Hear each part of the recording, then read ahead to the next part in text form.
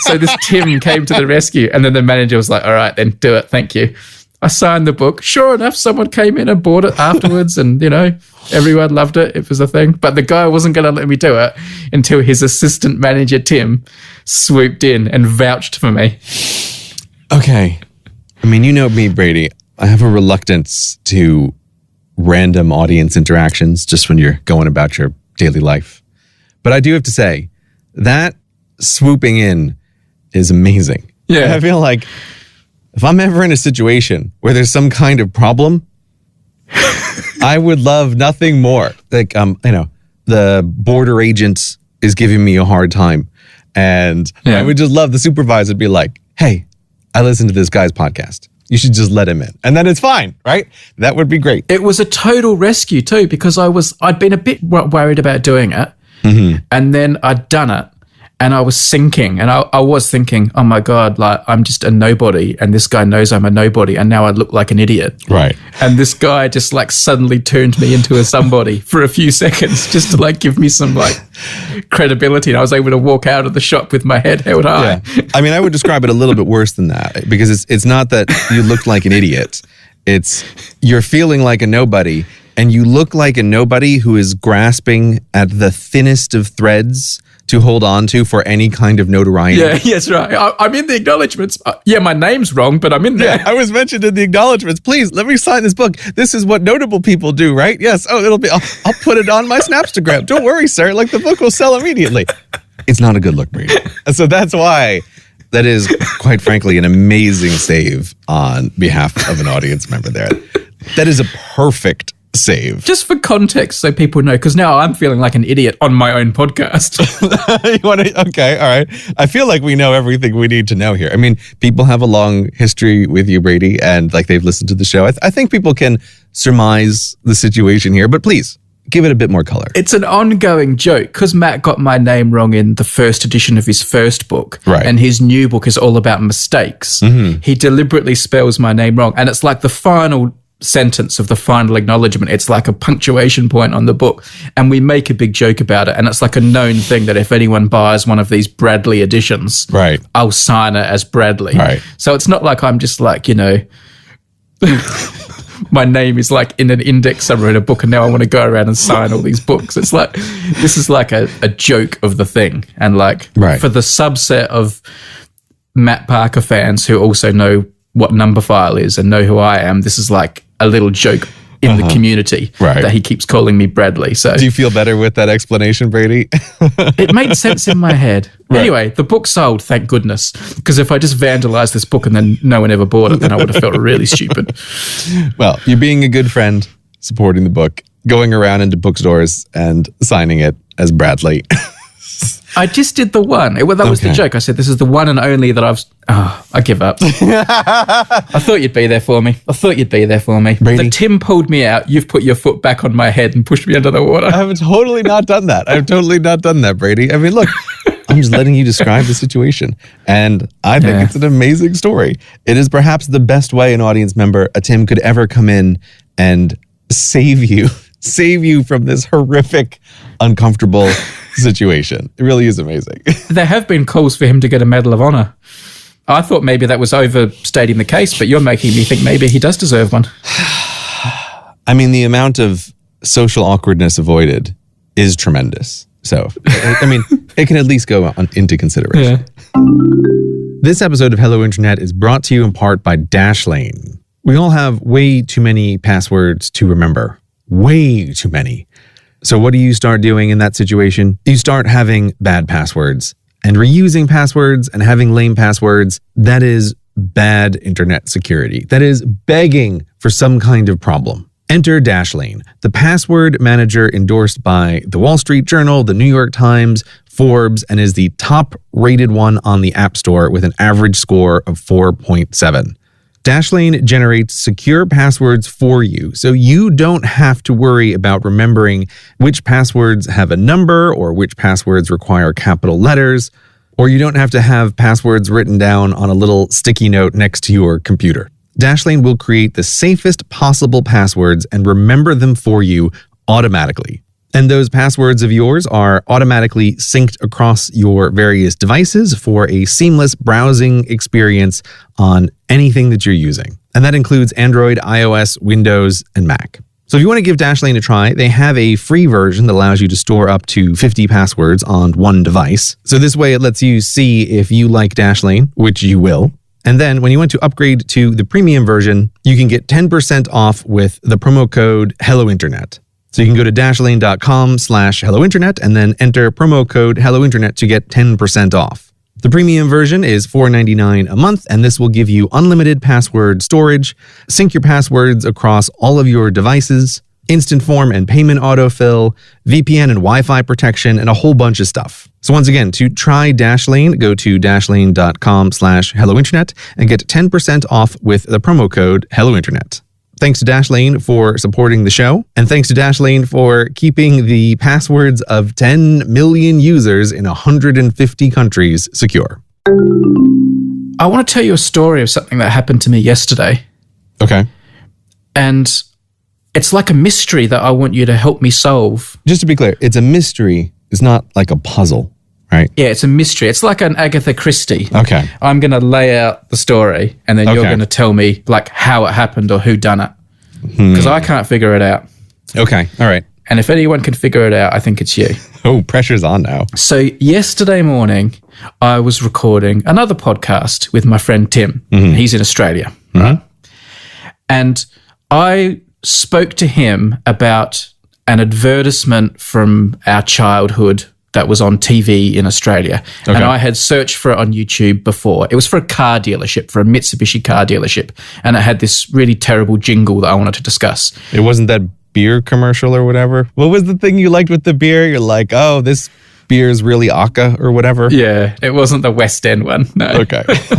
So anyway, so I looked it up to refresh my memory. And I spoke to Tim about it and I said, oh, do you remember this advertisement? Mm-hmm.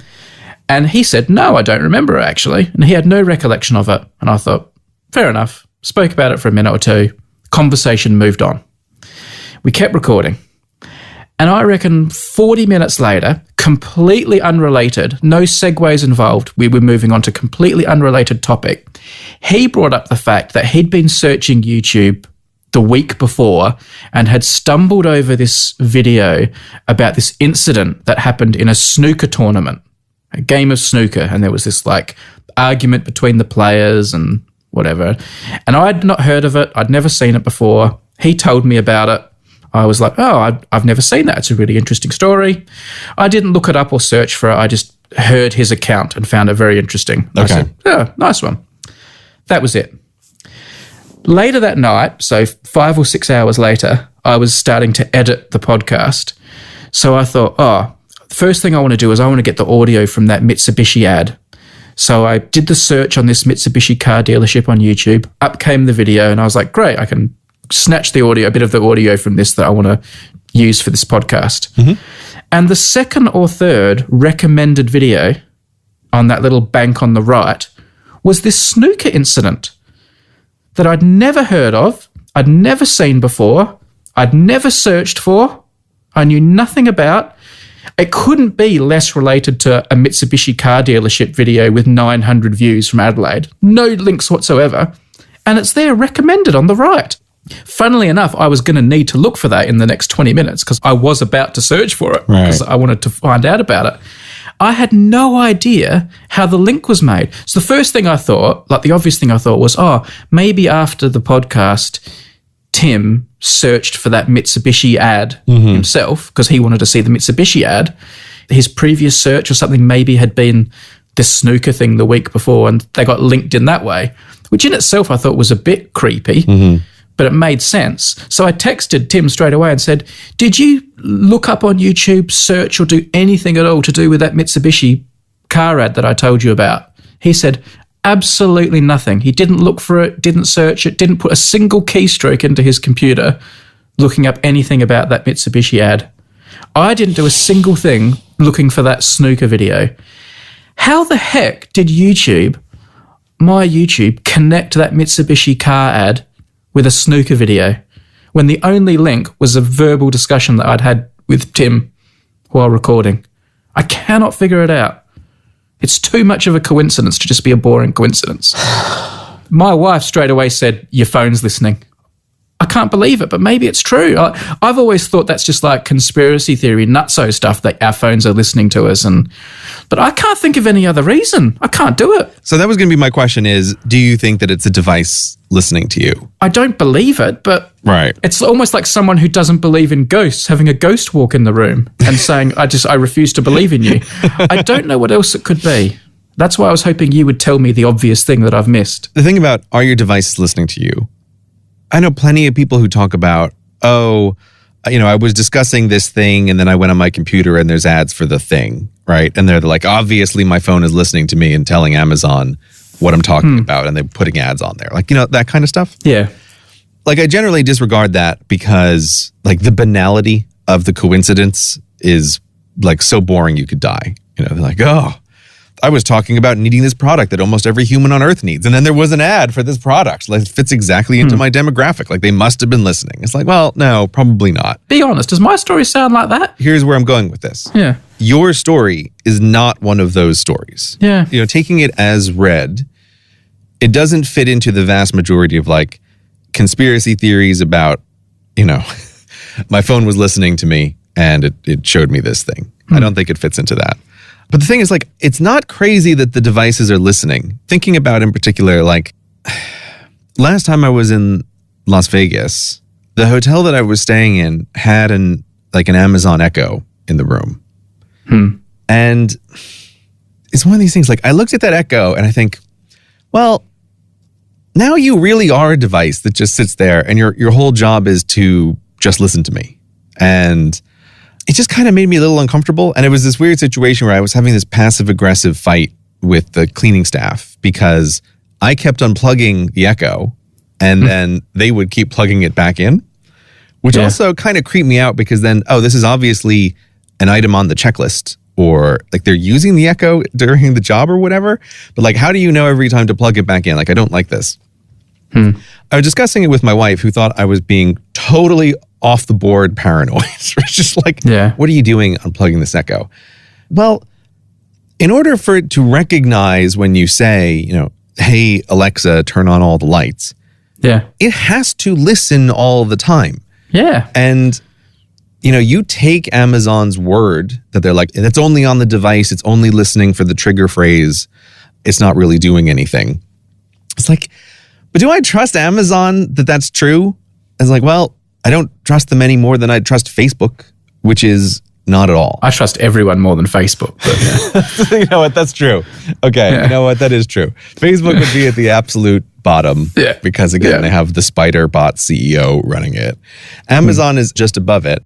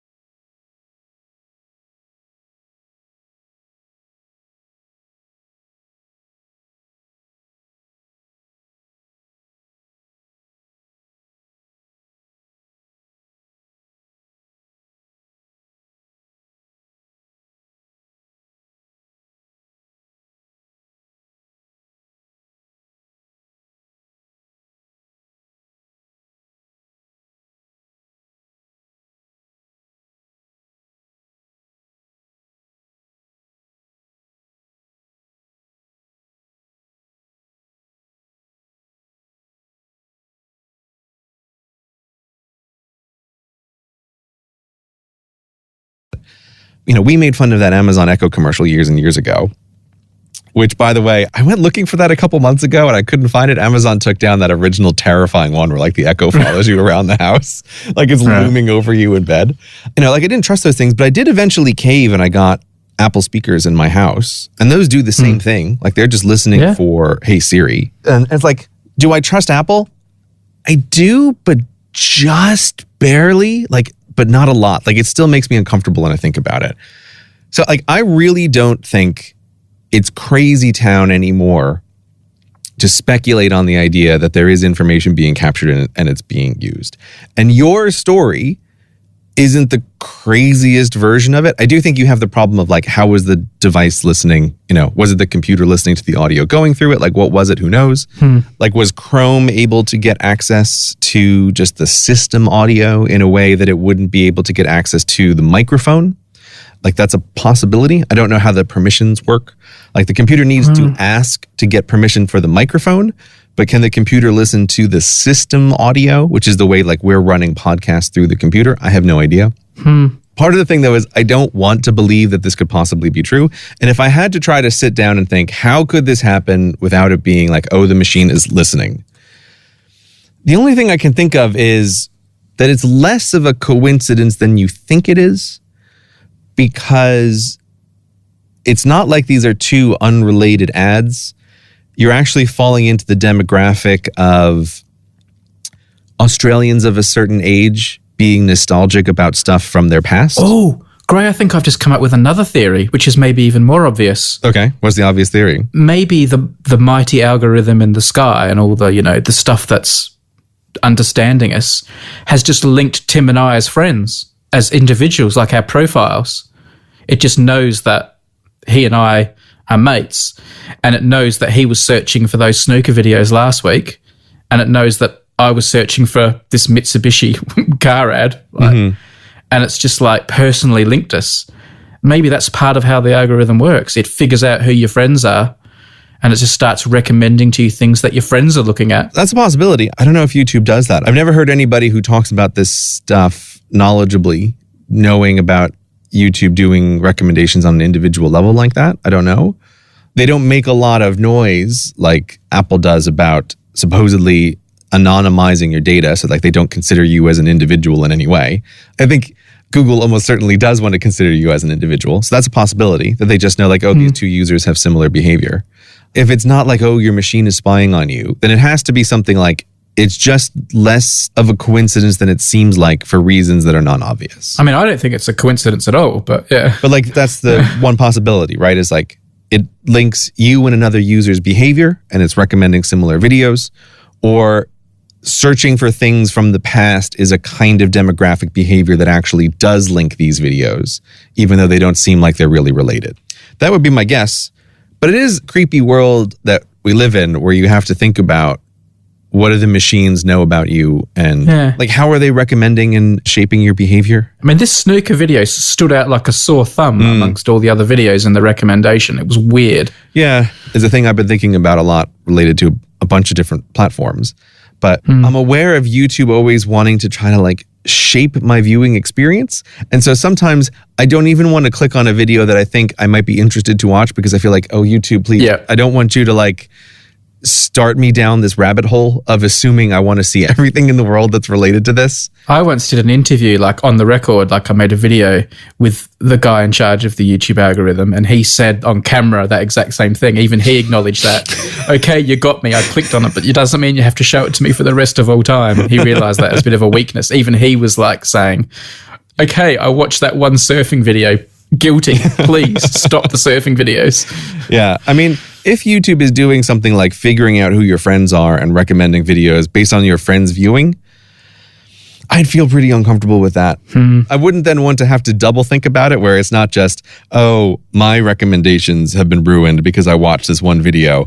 It would also be like, oh, and now my friends are going to get suggested this kind of video more. Like, oh, no. Right? Like, just treat us as individual. Like, the reason this is on my mind lately is like, my YouTube is just filled with clips from Parliament now because I watched some live streams of Parliament. And it's like, I cannot convince YouTube that I do not want to see any more video clips from inside of Parliament, right? But it's like, hey, buddy, you watch 2 live streams. Obviously, you want to see this stuff for forever. Like, I have clicked on I'm not interested 1 million times on 1,000 thumbnails. And is like, I can't unconvince YouTube. I was going to say, they do have that, do they? Do they have an I'm not interested option on? Yeah. Oh, yeah, I see it. I found it, yeah. You know how you've been talking about liberally using the mute feature on Twitter? Yeah. Since YouTube is now where I'm spending a lot of my like former social media time, I am very liberally using the I'm not interested option. Like, I try to click on that all the time and tell YouTube why I'm not interested. But sometimes it's just impossible to unconvince the algorithm about something. Yeah, I just watched one of your videos half an hour ago just to prepare for this. One of your Brexit videos is like homework. And just after watching one, I've got 1,000 of them recommended here. That I think is good. Not interested. No, not that's interested. what I want. Algorithm, A+ work. Send people all the CGP Grey videos, algorithm. That's what you should do. Good bot. All right, well, the investigation continues. I will go onto the subreddit to find out if anyone else has theories as to what happened. I'm sure there's a logical explanation, but it has me baffled. Thank you for sticking with me on that one, because I know it makes me sound a bit like a tin hat person, but... The world has tin edges in a way that I think it didn't used to. And like learning how to think questioningly without going off the edge of the crazy cliff is an important skill. And being able to like play around the edges of that is something that's useful to do.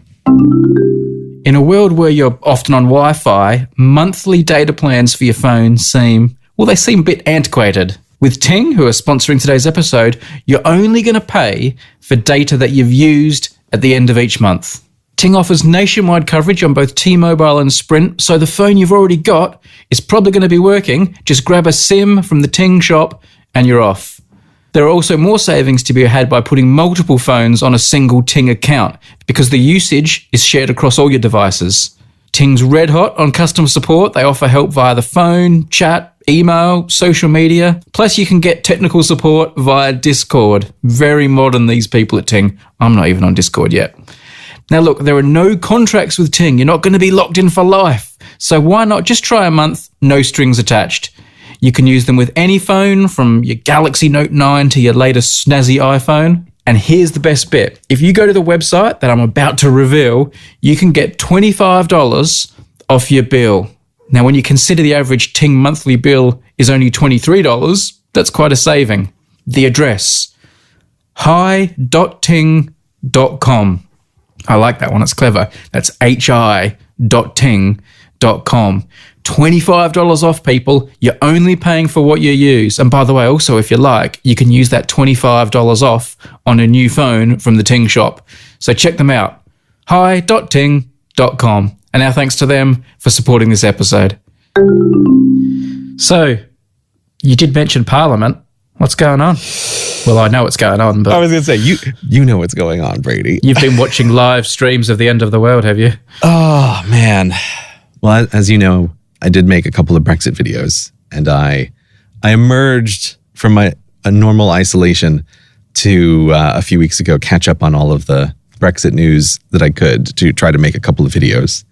And yeah, holy hell, has it been... it's been an interesting time, it seems, to emerge and look around and see what's going on. Like, trying to catch up on what's been going on with Brexit, and like, holy hell, what a mess has this been, and what a mess are we currently in? Like, it is almost like a frankly unbelievable situation. I know. It is. I've been so naughty, Gray. I've even been doing some like political tweets. Wow. Slapping my wrist afterwards. But I just haven't been able to help myself. I know it's like social media suicide to talk about politics, but I've just been so frustrated. I just had to blow some steam. But I can totally grant it to you, because like, you know, I did this deep dive. All I was looking for is like, I was trying to find what are the overarching themes that come up a bunch. And this idea of like having conflicting wants is like an overarching theme that has routinely come up. And I was like, okay, there's like 2 areas where this is repeatedly become a thing. And so that's why I sort of ended up with the 2 videos. But my God, like going into the actual details, I don't know, like it makes my head spin. I found myself like, oh, okay. So to actually understand what's going on here, like I need to know all about the politics in Northern Ireland. And it's like, oh, okay. So we got to go back to like the Troubles. And it's like, how did the Troubles begin? And then it's like, okay, wait, too far back.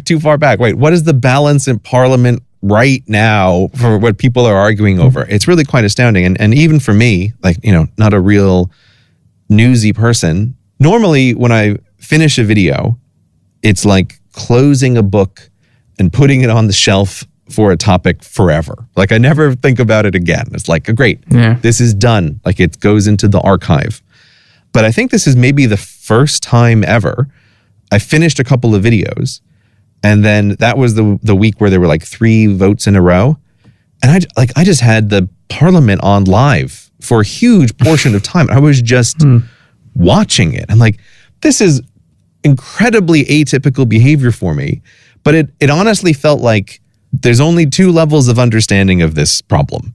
There's extremely high level, like you just want the broad overview, and then there's the I need to hear it firsthand from Parliament what's occurring, because do you know what I mean? Like it almost felt like a thing that's impossible to summarize. Yeah, I mean, I haven't been going that far. I haven't been watching Parliament, but you've gone next level there. But but I don't know. It was just like I too found myself unable to turn away. And it was like, again, this is maybe the closest I've ever gotten to sports, because when the big votes were happening at night, I can't remember where it was, but I Googled and I found the parliamentary list of the amendments.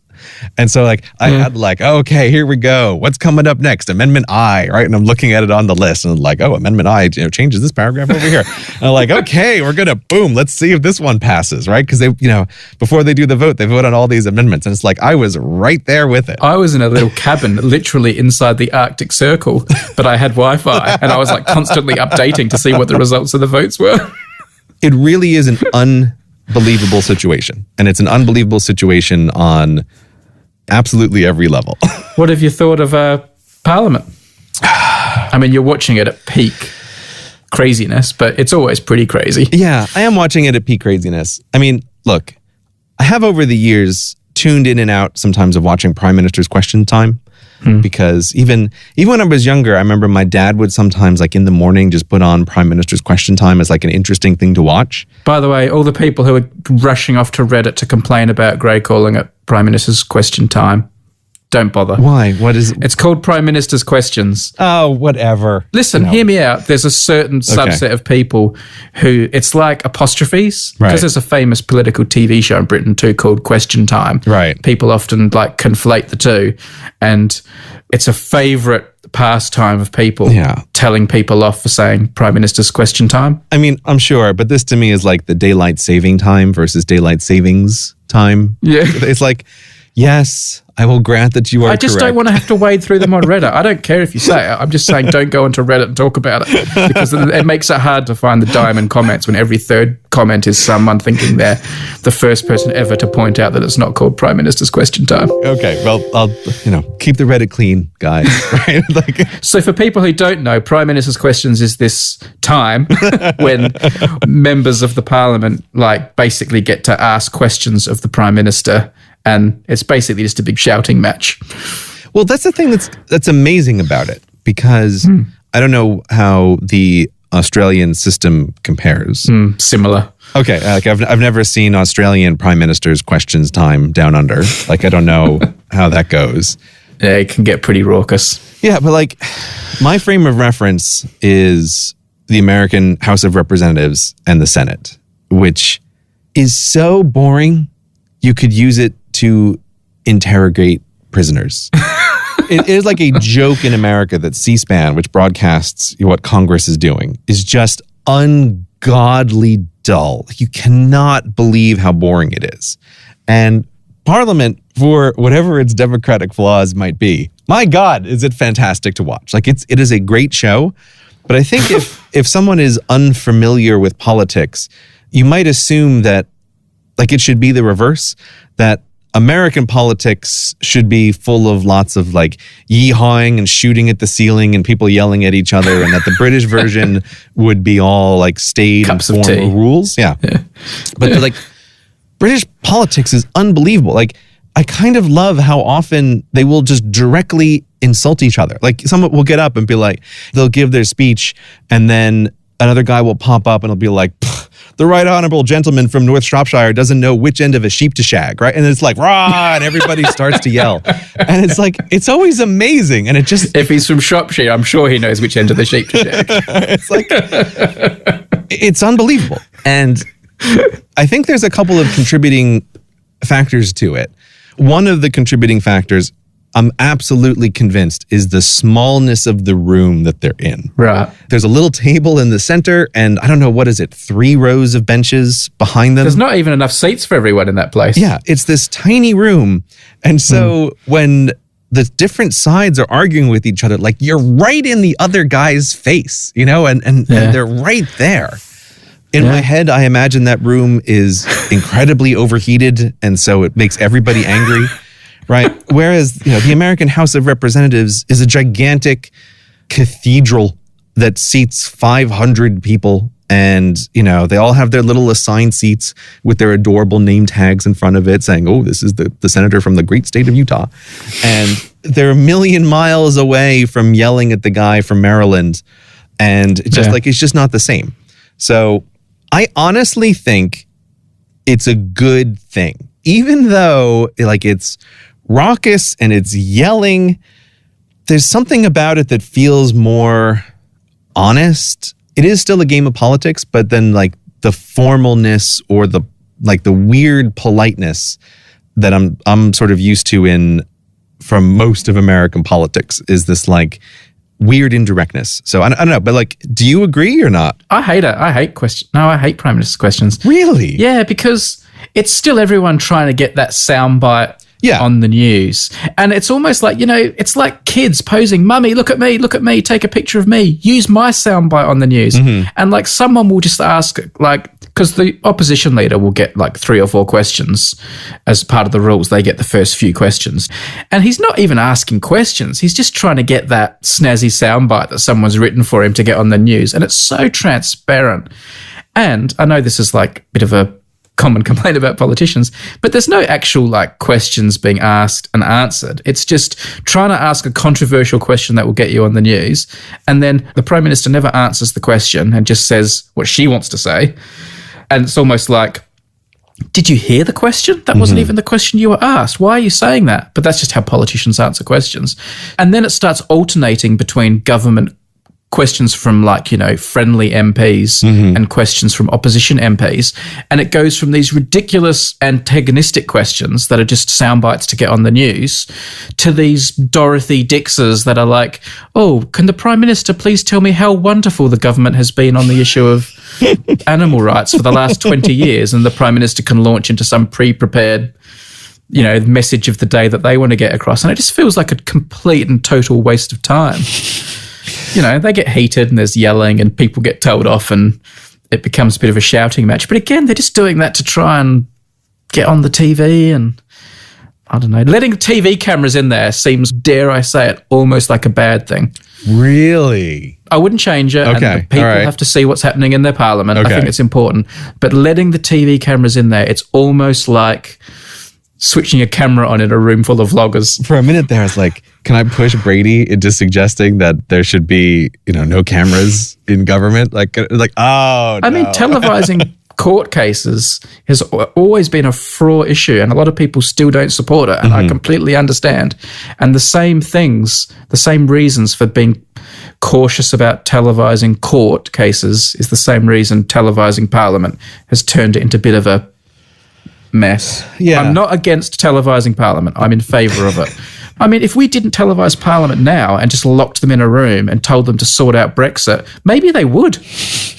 But now they can't afford to be seen on TV as weak or compromising or anything like that. You have to be seen as strong and someone who doesn't change their mind, and you can't give away that 10-second soundbite where you say, oh, maybe we should change our mind, or maybe we should do a deal with each other, like, because then you're weak. You're weak, and you're on TV being weak, and that's going to haunt you for the rest of your life. You have to be strong.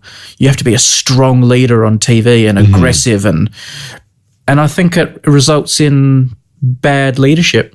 Yeah, see, I agree with all of those points, But I think those are points fundamental to politics. And like, you still have all of those problems in American politics.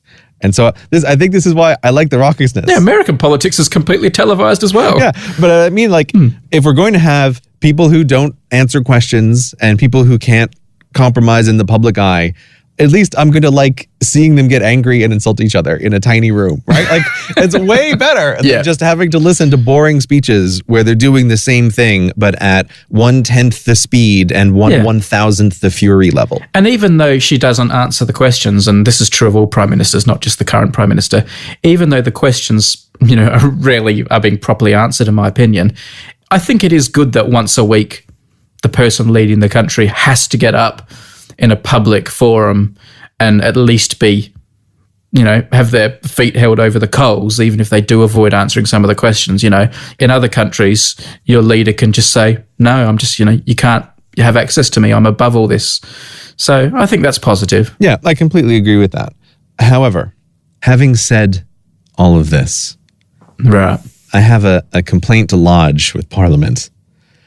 And it's about the person who, at least in my social circle, seems bizarrely popular. So now I want to complain about him. Yeah. It's Mr. Speaker.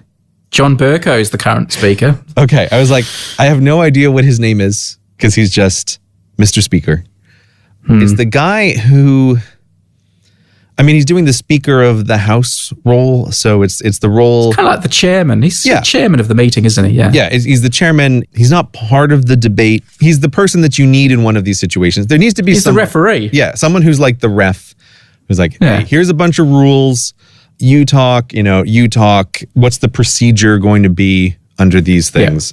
Yeah. And I've been looking at Mr. Speaker and I was like, I'm watching him real close during these live broadcasts. And I'll tell you the thing that made me think, I don't know about this guy straight away. And it was his choice of tie. He does wear flamboyant ties. Yeah. So like, here's the thing. If you haven't seen Prime Minister's Question Time, there's like a camera that's looking down this long room where, the people are on either side. And he's sitting at this big chair in the center, being like the chairman dude. Yeah. It's a very prominent person in the room. And he seems to always wear these like colorful ties. They're not ridiculous. Like, he doesn't have dinosaurs attacking people on his ties or some like dumb design like that. It's like 90s ties. They were like 90s. It was cool in the 90s to wear big, wide, flamboyant, colorful ties. Yeah, they're ties that would not be out of place on a clown. And from my teaching days, this is like a yellow flag for someone in a position where they're supposed to be controlling a room. He looks like he should be wearing Donald Duck socks as well. I guarantee you he's wearing silly socks. For sure. 100%. Here's the thing. I've just spent all this time saying, I love the raucousness of Prime Minister's Question Time, but Mr. Speaker, I cannot get past my perception of him as the teacher who is like popular, but isn't good. And that's my impression of him, is like, man, there's a raucousness here, but it always feels like the raucousness, it's like out of his control. Like, I think he is letting it be too much. Because he can't control it, or because he's letting it go? There's so many things. Like, he's hitting all of these like check boxes for me of like warning behavior in a teacher trying to control a room. And I've seen people do this kind of thing. So one of these things is like, he's always riding the border of, is he angry or is it all funny?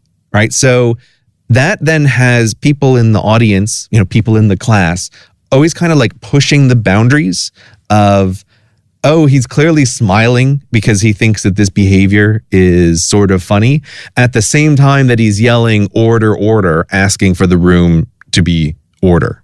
And it's like, that's a mixed message. You're not getting people to do something that you want.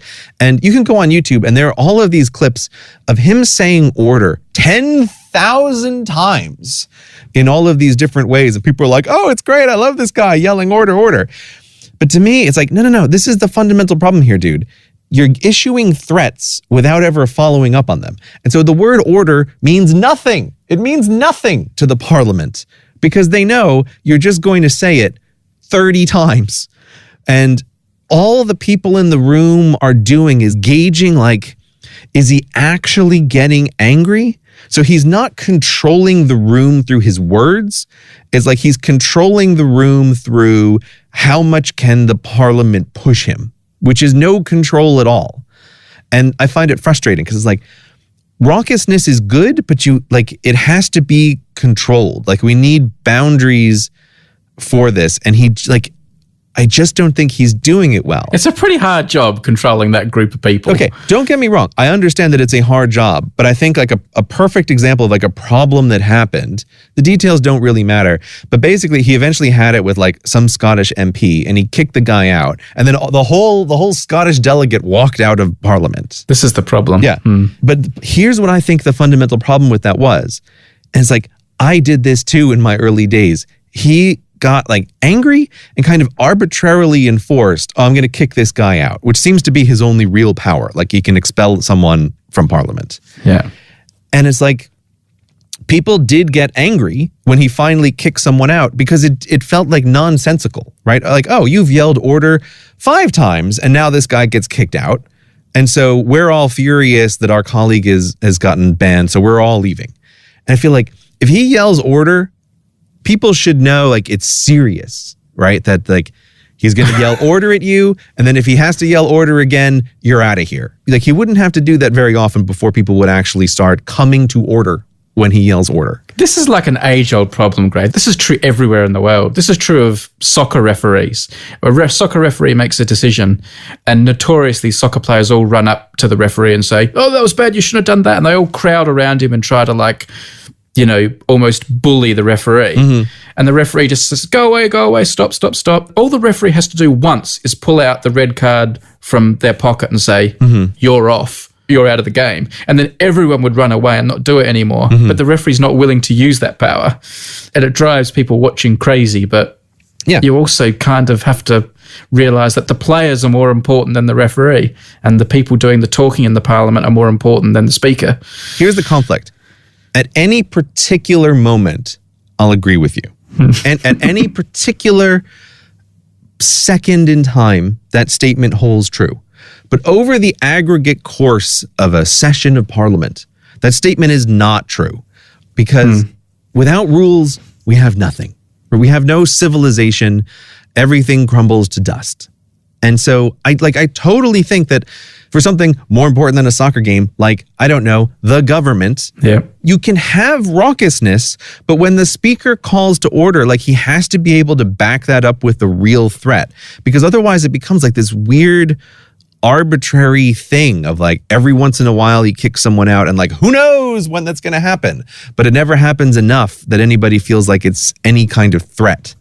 And so like, he really grates on me of like, dude, you can have people yelling, but you also have to be able to back it up. Like, I've seen people who can crowd control in this way to be like, here's going to be the chaos, but now here comes the hammer. Like, and we're all serious.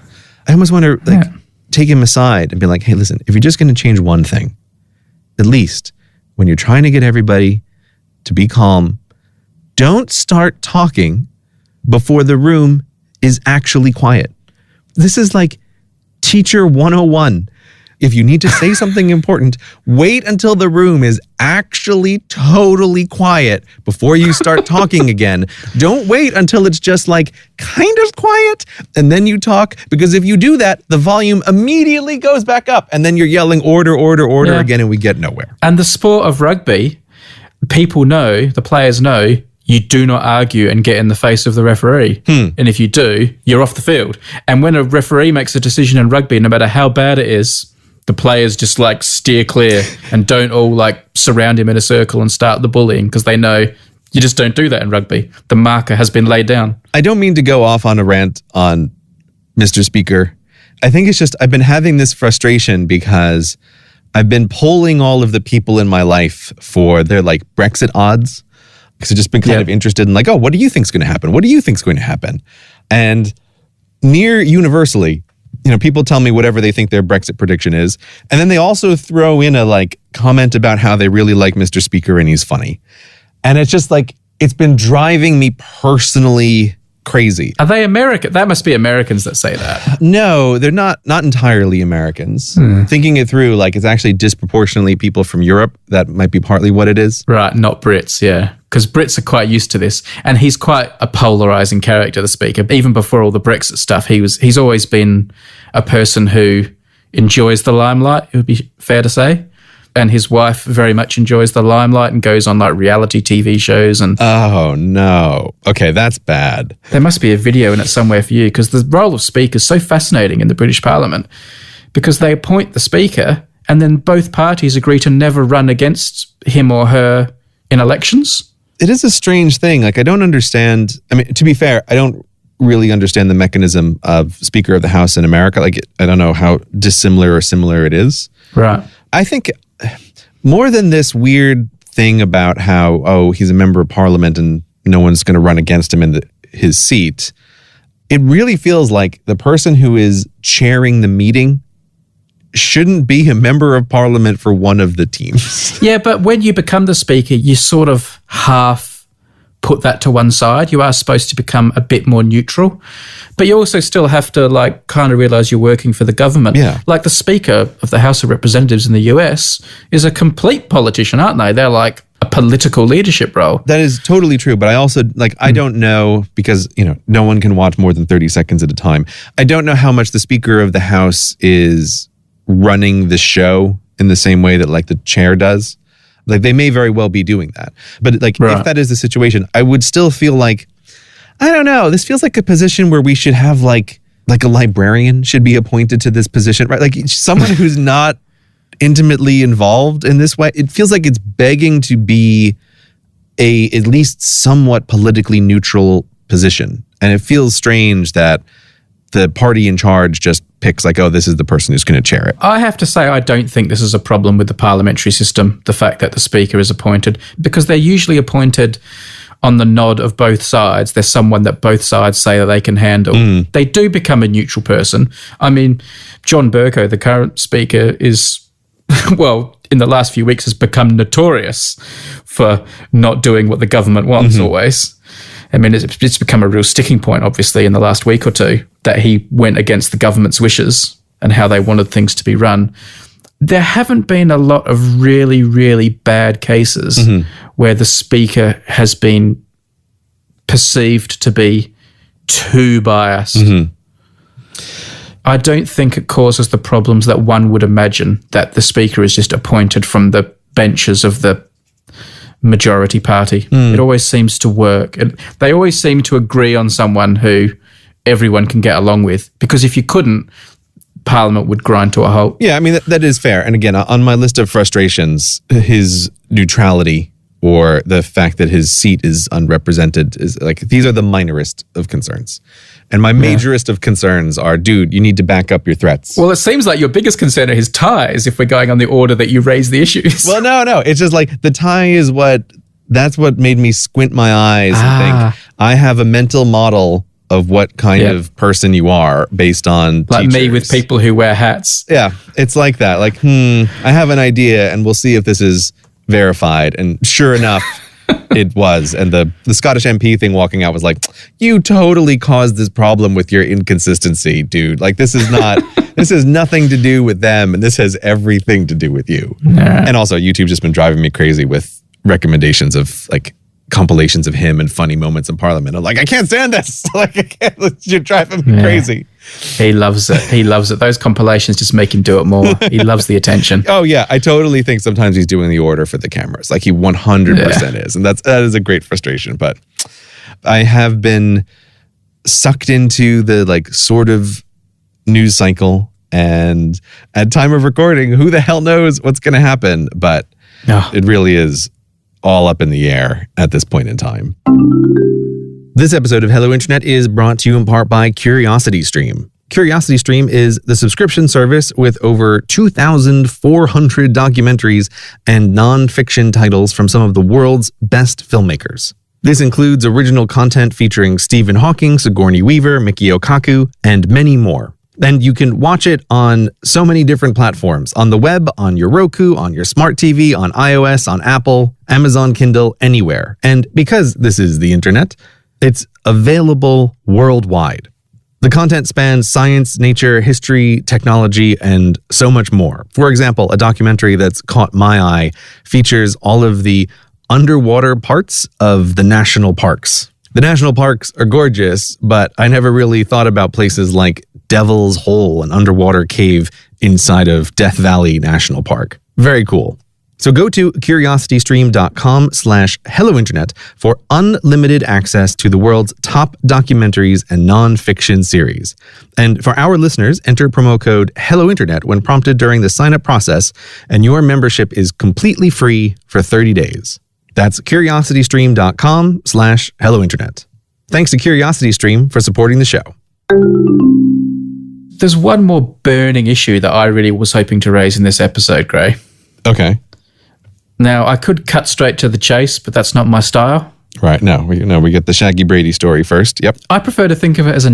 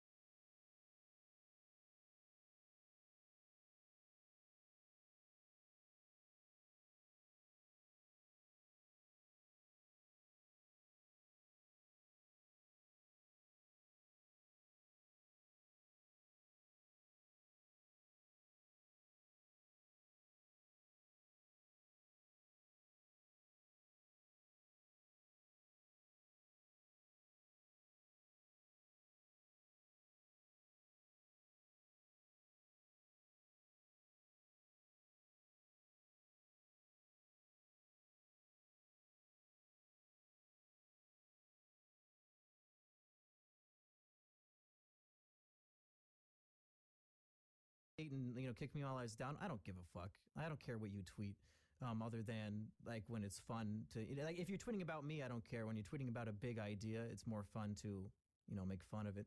Well, and as far as the apology, the difference is that it says more. It's not that it's like an offense thing. It's like it is a direct revelation of the character that he has.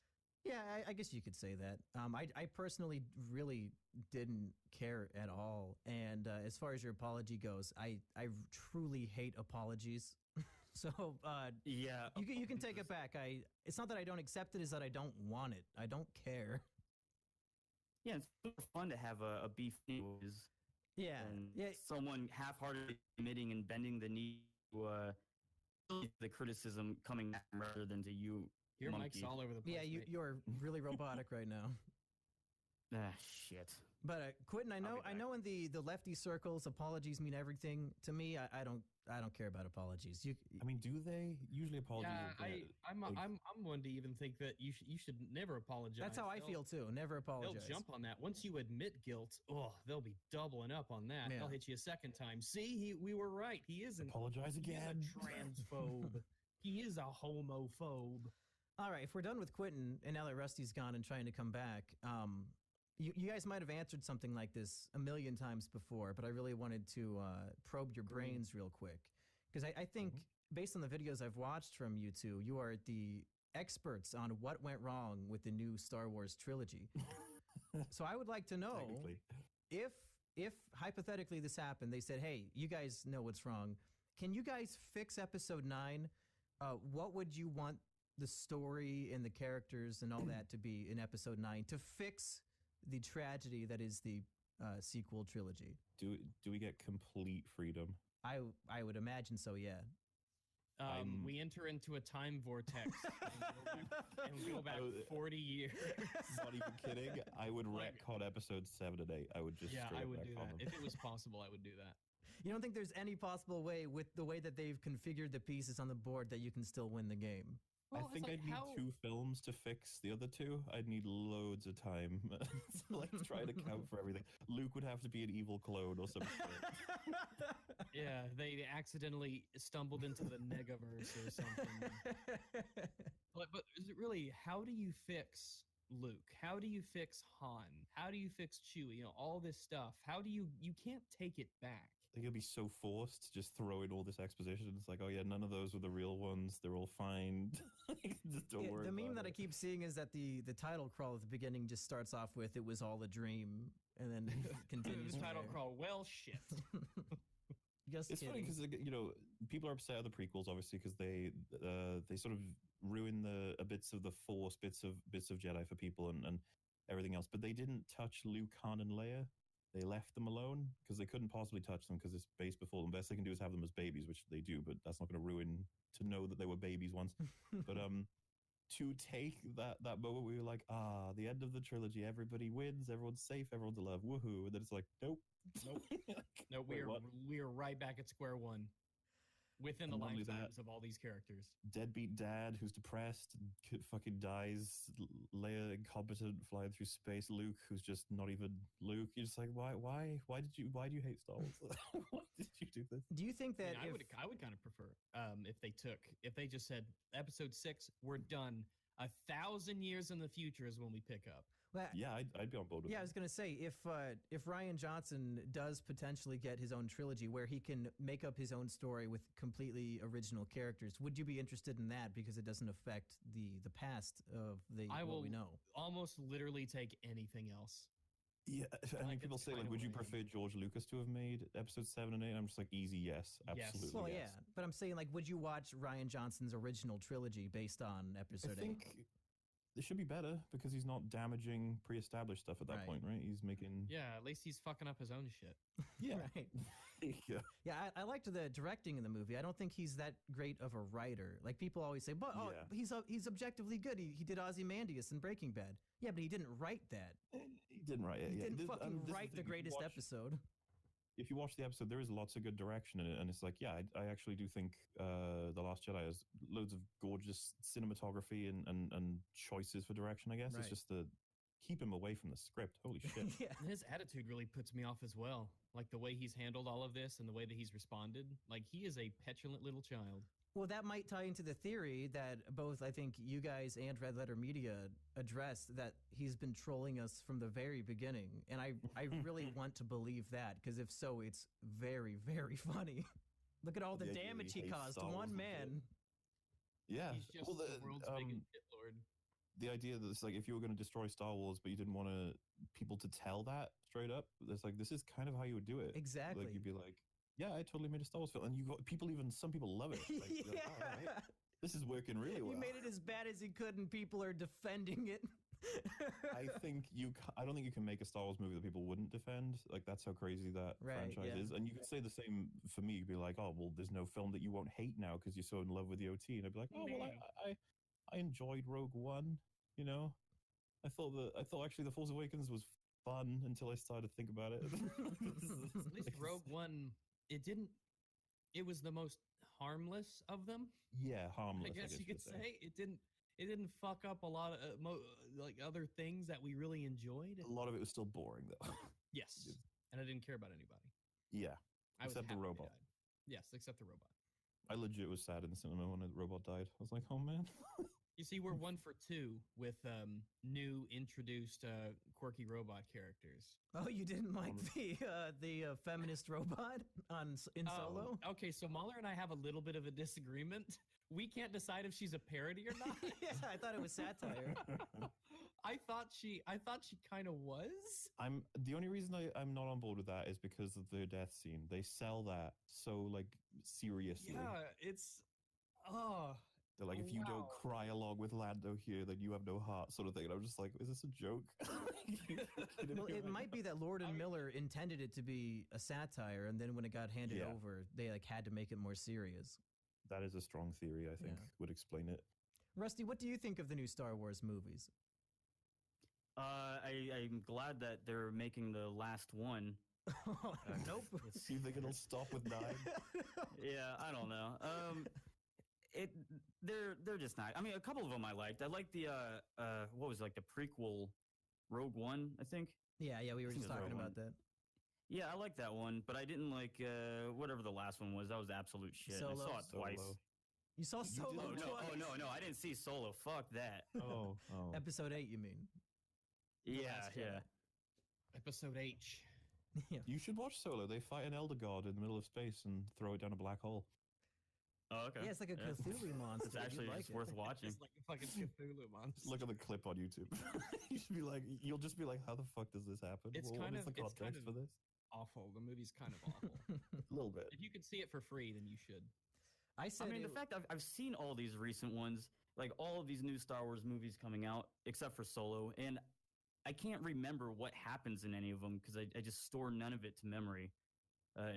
Like the last one was just so bad that it's like, fuck, I don't even know what they're trying to, what the takeaway was supposed to be.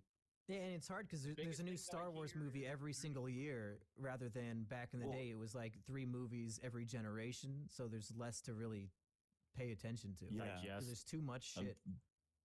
And Bob Iger said they need to slow them down now, and I just find it amusing because people are like, yeah, you see, there's a Star Wars fatigue. You know, you can't have too many. And it's like, look at the MCU. They're doing fine. Yeah, 3 movies a year. 4. I think it's up to 4 now. Yeah, but they're good. Because we got Captain Marvel, Avengers Endgame, Spider-Man Far From Home, and I want to say Doctor Strange 2 potentially for next year at least. So, well, I'm glad we brought this up because I also wanted to probe your minds on your expectations and predictions for Endgame, if you have any, because I know you guys are also big Marvel guys. I haven't watched any of the trailers. I want to go into it cold. Okay. I want it to be good. I'm concerned that it'll be bad. Why do you think it might be bad? There's so much riding on it, like in terms of getting, as far as I know, we're led to believe here that this could be the last movie for a lot of characters. So if you're going to take some of my favorites and end their stories, you better end them strongly, or there's a couple things. Nope, they're just snapped out of existence. That's it. They're not coming back. Everyone else is going to die. And like, I don't think I'm too hard to please for Marvel because I like my superhero stuff, but I mean, I'm just concerned. I'm always concerned. It took us a long time to get here for some of these characters. Yeah, please just do it okay the way that you do it. That's what I want. Just don't fuck it up. Well, I mean, you think about like Black Panther, right? Like he made a shit ton of money for whatever reason, and there's no way they're gonna get rid of him that quick. There's no way. Of course. There's no way. I'm thinking the original Avengers are gonna get booted out. All the ones who got dusted are coming back, I think. I think so too. They're gonna find some way to reverse it, go back in time, reset something. Well, why don't they get Superman to fly around the Earth and then turn time back? Yeah. But I was about to say because he's in the DCU, but no, he left that too now. So. Oh, shit. The Captain Marvel thing worries me because I have seen the trailers for that, and I just couldn't be fucked to give a rat's ass. Now, are you prepared to be called a sexist because this movie that might not be good features a woman? Do you know what happened when I covered Black Panther negatively? Uh-oh. I got a shit ton of racist comments. Of course. It's like I didn't even mention race, but okay. So you weren't saying that this movie sucks because of all the black people? No, that's what weirdly, Rusty I didn't said. say that. But the best one we covered it on EFAB. There's a comment that said like Mola hates any films with female or minority protagonists. I was just like, Oh my what? Because I don't like Black Panther and TLJ. Yeah, you're not allowed to have negative opinions about things that are the poster children of ideology. I mean, movies that star white people can be terrible.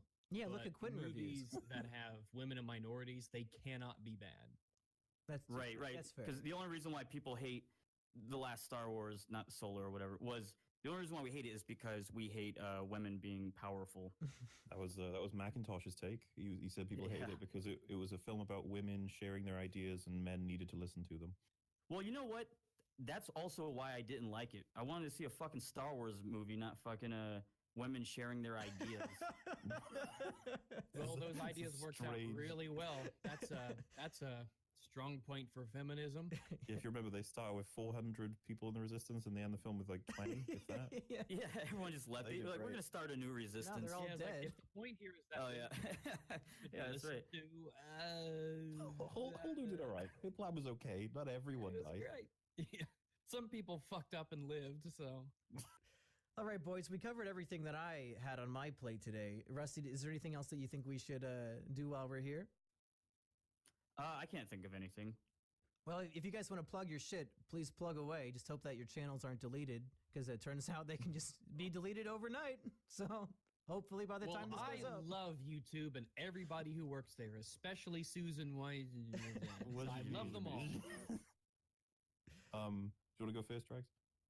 Oh, I'm working on a video that should be out within the next few days. I'm wrapping that up here. Just been a long haul, but Rags is my channel, and in order to counter Quentin Reviews being on State of the YouTube, subscribe to PewDiePie twice if you can. And then I just do in-depth video game / movie analysis. That's what I would call it. But like in-depth to the point of absurdity, even though like my new series is going to be between 15 and 16 hours and it's just about one film, but it's huge for a reason, and it's fully edited. It's not just a ramble. So give it a shot if you think you might be enticed by putting it on the background while you play video games or whatever. And then of course, I may as well say that me, Rags, and Wolf do a podcast semi-regularly called Every Frame a Pause, where we basically watch video essays live and comment, and episodes 8, 9, and 10 are the Quentin ones. So if you have a spare 16 hours or so, just throw them on. Who the fuck listens to podcasts? 16 hours, Mahler will have 16 more hours for you. How long does it take you to edit something like that? Or even to write the script on a 3-hour part of a video? I've been doing this series. I started writing it in, like, I want to say August. Oh my God. And I've only released part 1, and I'm still working on part 2 now, but there's still another 4 parts after that, and they're all over 2 hours and 20 minutes at least. They're all over there. Is each one going to take, about half a year to write and edit? I'm hoping the editing's speeding up. Part 1 was the hardest because I needed to get all my sources and all the references all in order. It was the hardest to structure, but the rest of them are mainly about the movie. So yeah, gathering footage is the big slowdown. Yeah. Well, you gotta find it. Attaching a reaction to every line and stuff. Yeah. Get it all lined up. That's the real bugbear. Well, thanks to both impressive. of you guys for hopping on our show, and hopefully Quentin wants to come back and talk to you guys, or even go on your show and talk to you guys. I really hope that this gets resolved because I want to hear what he was thinking when he took you guys blatantly out of context and showed it to hundreds of thousands of people. And we would be nice. We promise, Quentin, we'll be nice. Okay, we won't say a mean thing to you. No, we won't call you a fat cuck. I swear. We'll say that you're a very slim bull. A slim bull. Yeah. A slim bull. Thanks for tuning in, everybody. We will see you next time. Goodbye. Bye. Bye. All right, welcome everybody to the State of the YouTube podcast, the only podcast on the internet. Today we are not joined with Mumkey Jones. Mumkey Jones is not on, but we do have Emperor Lemon and a very special guest, Quentin Reviews. We're going to be talking about some comments that Quentin had made to Mumkey Jones, maybe some comments that Mumkey had made to Quentin. And I'm going to just be kind of sitting aside as a moderator in this episode. So I don't really want to, be talking over anyone. But I think that it's going to be a pretty fair and balanced debate, if it's a debate at all. I don't know. I'm not really sure what to say. Emperor Lemon, maybe you can explain a little more.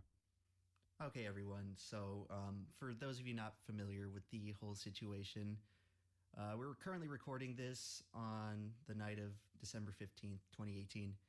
And yesterday on the 14th, a series of events occurred on Twitter where Quentin released a tweet where he was basically making fun of the fact that Mumkey Jones had his channels taken down, and he quickly deleted it, but upon seeing it, I took heavy umbrage to it, and I made a very confrontational response, basically calling out Quentin and just saying that his disrespect should not be tolerated by the community anymore. And it created basically a war in the comment section between my fans and kind of Mumkey's fans and Quentin's fans. And it got very nasty very quickly, and Internet Historian reached out to me kind of as an intermediary, where he said that Quentin wanted to talk,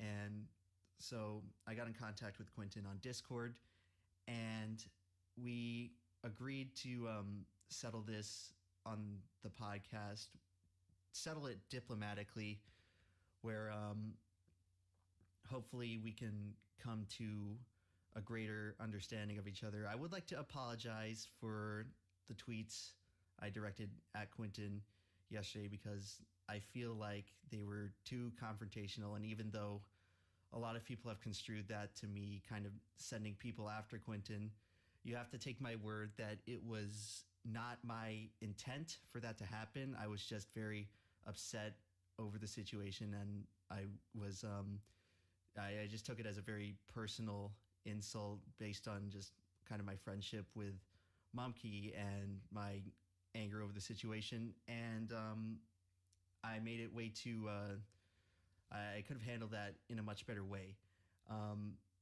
With that being said, however, there is a lot of meaning behind what I said, and there are a lot of gripes, for lack of a better word, that I have with Quentin that are also sort of reflected by many people in the YouTube community. So this video is going to cover basically 5 main points. I'm going to summarize them in a bit, and basically we're going to discuss these points with Quentin, and we're going to try to come to a better understanding for our points of view. Quentin Review, do you have an opening statement that you would like to say? I don't really know. I'm really anxious about this. Are you why are you apprehensive? I'm not entirely sure. I mean, I've seen people go on podcasts where they just do really badly, even though they're trying their best. And I guess these live situations kind of stress me out. But well, this isn't live, so no, it's not live. Be clear. But is this do you go on podcasts regularly? I do, and people who hate me tend to follow me on the podcasts. So I've kind of decided not to do podcasts anymore, and this is the exception, because I wanted to clarify my position. I guess before anything else, I wanted to say that a lot of people figured out that I used to be a certain way on YouTube, and now I've sort of evolved to a different person with different perspectives. And I guess I've really been pushed away from everyone the last month and a half because I haven't had anyone really try and reach out to me. Like people who have the ability to reach out to me. I haven't had that. I've had people who agree with me reach out to me, and I've had people who disagree with me shit talk me. So I've been like, I feel like that's pushed me away more than anything else. And I'm willing to discuss my perspective, but I feel like because a lot of the things that people are upset at me for are tweets, and because tweets are so short in character, I feel like people often misinterpreted my intentions or even my points in general. And that's been kind of annoying, and I felt like I haven't had the window to discuss these grievances in any way. And it's just always stressful when like thousands of people decide that they hate you, and that's yeah. Hopefully, that's what the point of this podcast is. That's what we hope to accomplish. We're trying to settle this diplomatically so that both sides can get a better understanding of each other. And I have to acknowledge that no matter how hard we try, there will be haters on both sides, and there will be people who cannot be reasoned with. Either they hate me or they hate Quentin, and that much is unsalvageable. But what has to be considered is, or at least speaking to anyone who might just hate Quentin right now, or is just jumping at the opportunity to shit talk him in the comments, Quentin agreed to come here onto our show, the show that previously kind of shit talked him, that started this whole altercation, I guess. Quentin was willing to come to a hostile environment and talk this out. And I think that alone is worthy of your respect, and you may not agree with everything Quentin has said or has done. Well, hold on. We need to solidify what the actual problem is, because we, as the State of the YouTube podcast, are just as guilty of instigating this type of issue. And in our podcast, we said some salty language, called you some bad words, and you're responding to that on Twitter, and that's what you're getting. That's what you're getting hate for now. That tweet. Oh, the Mumkey tweet. Yeah. Yeah. Right. But that was because of we instigated that, or this podcast instigated that. I mean, yeah, I was frustrated with, because specifically Mumkey. I've talked to Mumkey before. I thought we were on good terms, and yet I feel like he goes on podcasts and talks about me like I'm not real, like I'm not a guy. And I don't hate him for it, and I don't want to start anything. That's been frustrating for me. And I guess the reason I felt comfortable making that tweet was A, because I didn't think that Mumkey's situation was permanent. I thought he was like half a day away from getting his channel back. And B, because I felt that his language against me was just as dismissive. And it should be said, for people that don't know this, I deleted that tweet about a minute and a half after I posted it. No one called me out on it. No one said, "Hey, you're talking about Mumkey." It was like no one even knew what I was talking about. It got 5 likes, a minute and a half, and then I was like, I think this is wrong. And then I took it down on my own volition. People found that really quick. They screenshotted it, and I got that sent to me about 20 times within the course of 2 minutes. Well, Quentin, I didn't hear about it until continue. I didn't hear about it until about 12 hours after it happened, because that was like 2 a.m. Right. But I feel really bad about it, and I didn't have to be told to feel bad about it. I just felt bad about it immediately. I felt like it was a very disrespectful thing, and I think I should have been more understanding of the situation, especially as it later transpired that it was a lot more serious than I thought it was. All right, so I feel like we can agree here that Quentin regrets the comment that he made about Mumkey, and I regret my confrontational response to that. But with that being said, there are still plenty of unresolved issues. Quentin, you're getting at the idea where, at least from your end, you didn't perceive anything was wrong. But you have to trust me when I say that there is a large community of YouTubers out there who are currently scrutinizing you. And with many of these things you've done in the past 2 months, each of them is kind of pushing you farther away from sort of the realm of likability. So I guess hopefully here we can run through some of these so that you can get confronted with them directly, and we can try to reach an agreement on some of these. So I guess let me get into one of the first gripes that I and a lot of people in the YouTube community have. So a couple weeks ago, I believe, you uploaded a YouTube video regarding PewDiePie versus T-Series. And in this video, I believe you called the whole sub to PewDiePie movement immature, and you were fairly dismissive of the whole reasoning behind it.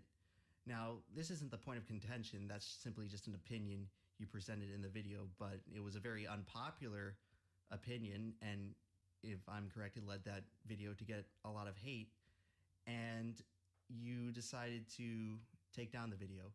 Now, the point of contention that many people have with you here is that following you taking down your own video, people tried to re-upload the video, and you use the DMCA system to take down those re-uploads and give them strikes. And knowing that the DMCA system is it's a very contentious issue on YouTube, lots of YouTubers have been kind of terrorized by it. Just for example, I Hate Everything and Derek Savage, and then H3 Productions and Matt Haas, I believe, where there was an entire court case after that. Now, not saying it's comparable to your exact situation, but what do you have to say to your defense of kind of just DMCAing channels for re-uploading your content? My situation was, sorry, you dropped out. I might have been talking over you. But my situation was just that, like, someone re-uploaded my video, and I took it down because that's what I always do. And I feel like that's been a thing that a lot of YouTubers have done over the years. I mean, Filthy Frank was pretty equally famous for being someone who would take down re-uploads of his taking down content. I didn't really realize it was that controversial that I took down a re-upload of my own video. And I guess I've thought about maybe at a time where I'm not getting a lot of heat of releasing some of those claims because it was just 2 of them. But I feel like I don't want to do it at a point where like everyone's actively going after me because I don't want that to be the reason why I'm doing it. As for the whole T-Series video, I realized here's the reason I took it down. That was growing incredibly fast. It was a smart upload as a business move, and it was going to become my most viewed video, and I don't really care about that whole thing. And I did that video kind of half caring, being like, I'll make some jokes about this, but I don't think it matters. A lot of people got mad about the situation, telling me it was a bad video because of 1 or 2 points they didn't like. And it was growing so fast, it was easily going to break 1 million really quickly. And I was like, I don't like the video. I want to take it down and redo it. I had this plan where I was going to redo it without talking about the drama. I was just going to explore the history of T-Series. It was, I was going to do a video called like Quentin Reviews T-Series Movies, where I was going to like review their movies. I feel like that's a lot less likely to happen now that like people are actively mad at me because of some of the jokes I made in that video. But I mean, I could release those claims. I just didn't think it was controversial to take down a re-upload of my own video. I haven't taken down any people commenting on my videos or like reviewing my video because those are fair use. I didn't know it was an issue until literally yesterday that people were mad at me for doing this. Okay, so yeah, that was a pretty big point of contention people had with you, and I think it should be fairly noted that you only used the DMCA system on 2 occasions, you said, to take down a copy of the video. I think a problem that a lot of YouTubers see with that is, first of all, there's always the whole stigma attached with the DMCA system, and it's very easy for people to construe you taking a video or taking down videos of a video that you deleted. It's very easy for people to construe that as me trying to censor the community, right? You're trying to silence criticism. Well, I mean, that's certainly not what I was trying to do. I just felt that that's my video, and I felt that it was my right to decide when my video is out. And I thought it was my right to take down my video and redo it. I really, like I've said, this has been a consistent thing. A lot of YouTubers have done this, and I'm sorry this made people upset. No, this is something I've done several times. It was maybe a knee-jerk reaction, if anything, but you were just trying to protect, whatever, your intellectual property, right, rather than to make a political statement. I think a problem a lot of people have with that, though, is that Rusty has taken down copies of his video that were already existing. Quentin took down his video, and I assume a lot of the re-uploads were for archival purposes. And I believe that is just a YouTube etiquette thing where once you take down your own video, it's sort of a green light for people to re-upload it, because that's a sign that you're not willing to do it anymore. The Barbra Streisand effect. By both taking down the video and striking people who re-uploaded, it's very easy for people to interpret that as silencing criticism and that you have something to hide. And I feel like that's why a lot of people in the community were upset with this incident, because they thought that you were just trying to run away from the situation and hide the evidence. But I guess from what you're saying, and if you're to be trusted, then it was apparently a misunderstanding and you did not understand the significance of doing what you did. Yeah, and I just want to say, people are right in criticizing me for that video and that it wasn't a good video. Like I said, I didn't care about the situation. I just wanted to make some jokes about it. And I thought some of those jokes were funny. There was one joke in particular I made, which I think I compared PewDiePie to a marathon runner who's trying to compete in just a casual jog. And I don't really feel that way about him. I just thought it was a funny joke. But again, people thought it was, people took that very personally, and I was like, that's fine. I'll just do sort of the same topic later without being so dismissive, because I know people seem to have this idea that I hate PewDiePie when I don't. I'm actually a big PewDiePie fan. I've criticized him online, but I only criticize him because I love him. The other day I read there was another controversy with him recently, and I was critical of him for that.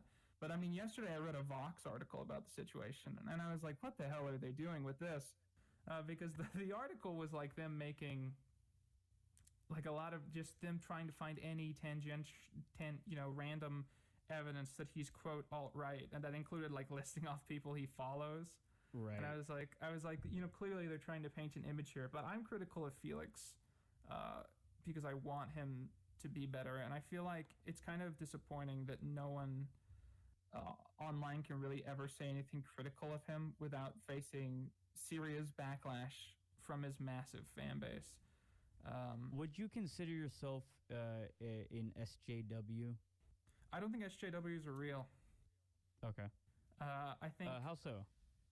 The phrase SJW, I'm going to talk about Gamergate. This is going to turn some people away, but I mean, if you want to talk about the term... No, we don't talk about Gamergate. We kind of have to talk about Gamergate if you're going to ask me about that question. So I feel like either to sum it up without talking about Gamergate, I feel like SJW has just been like a buzzword that's been passed around so much that it doesn't mean anything. Particularly with I think it got really bad when H3 was doing every other video had SJW in the title, where it's just I feel like SJW at one point meant something to me, and now it seems people just use it as a casual term for anyone who has left-leaning beliefs. I think a lot of people who use the term SJW have SJW traits in a way, and so that's why I don't really believe in the phrase anymore.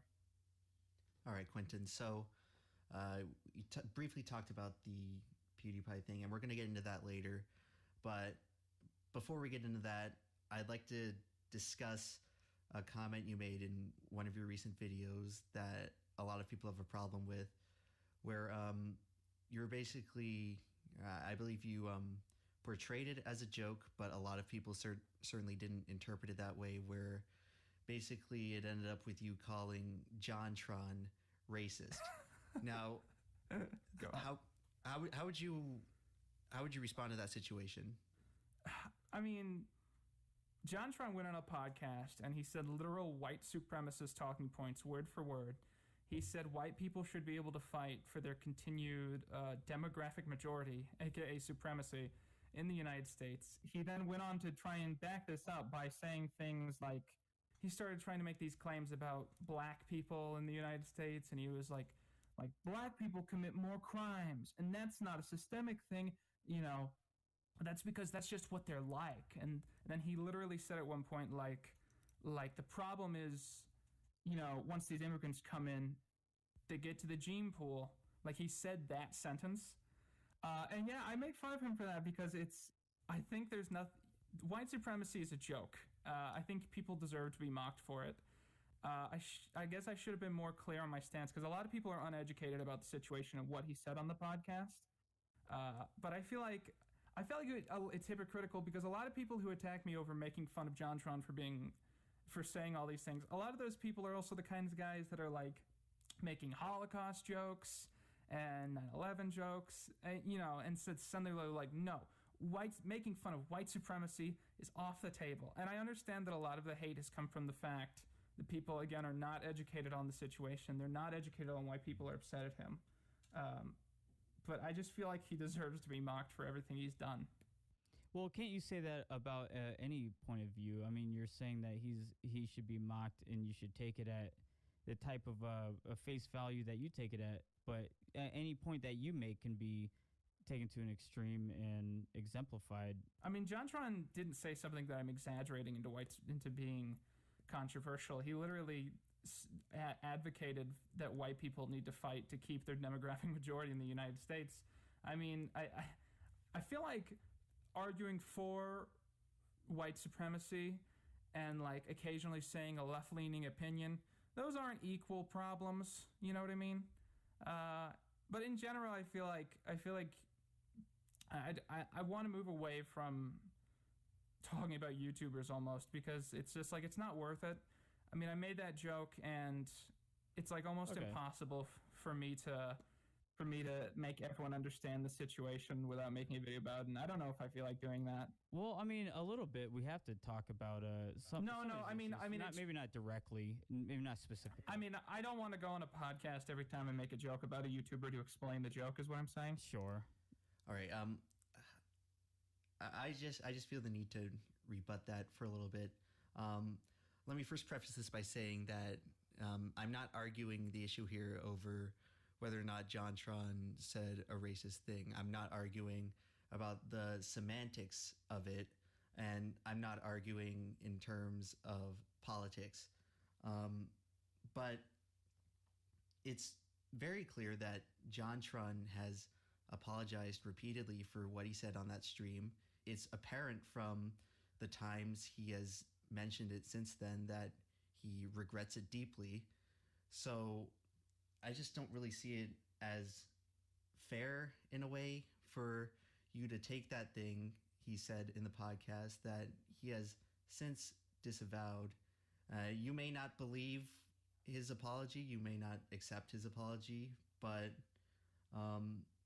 as far as I can go, when someone says they're sorry over something and then has done seemingly everything in their power to back away from that controversy entirely, I have to believe that they truly regret it. And it's definitely a sore issue. It's definitely a black mark on his reputation for many people.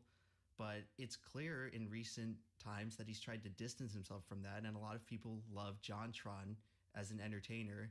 And this was a political thing he said that at least I interpret it as completely separate from his entertainment career. And this is an issue we're going to get into later. But for now, I just have to say that I view JonTron's entertainment and his comedy and YouTube content as separate from his political views, and there's no denying that he's talented at what he does. So I and a lot of people enjoy his content, and I don't feel like enjoying his content is equatable to is it a fair thing to do with what he said in that podcast? Is it a fair thing to do to stream? separate a YouTuber, say a YouTuber's content from their political opinions? I think a lot of people got turned away from JonTron, and there's a mass of people who are still upset at JonTron over this. I mean, go watch. There's this really famous clip of Aaron and Danny at a convention, and someone asks, "Will you ever have JonTron on your show?" And they make a statement that's something along the lines of, Aaron says that it's always been somewhere in between yes and no, and Danny says it's a little bit closer to no now, and then like the crowd erupts in this loud, thunderous applause.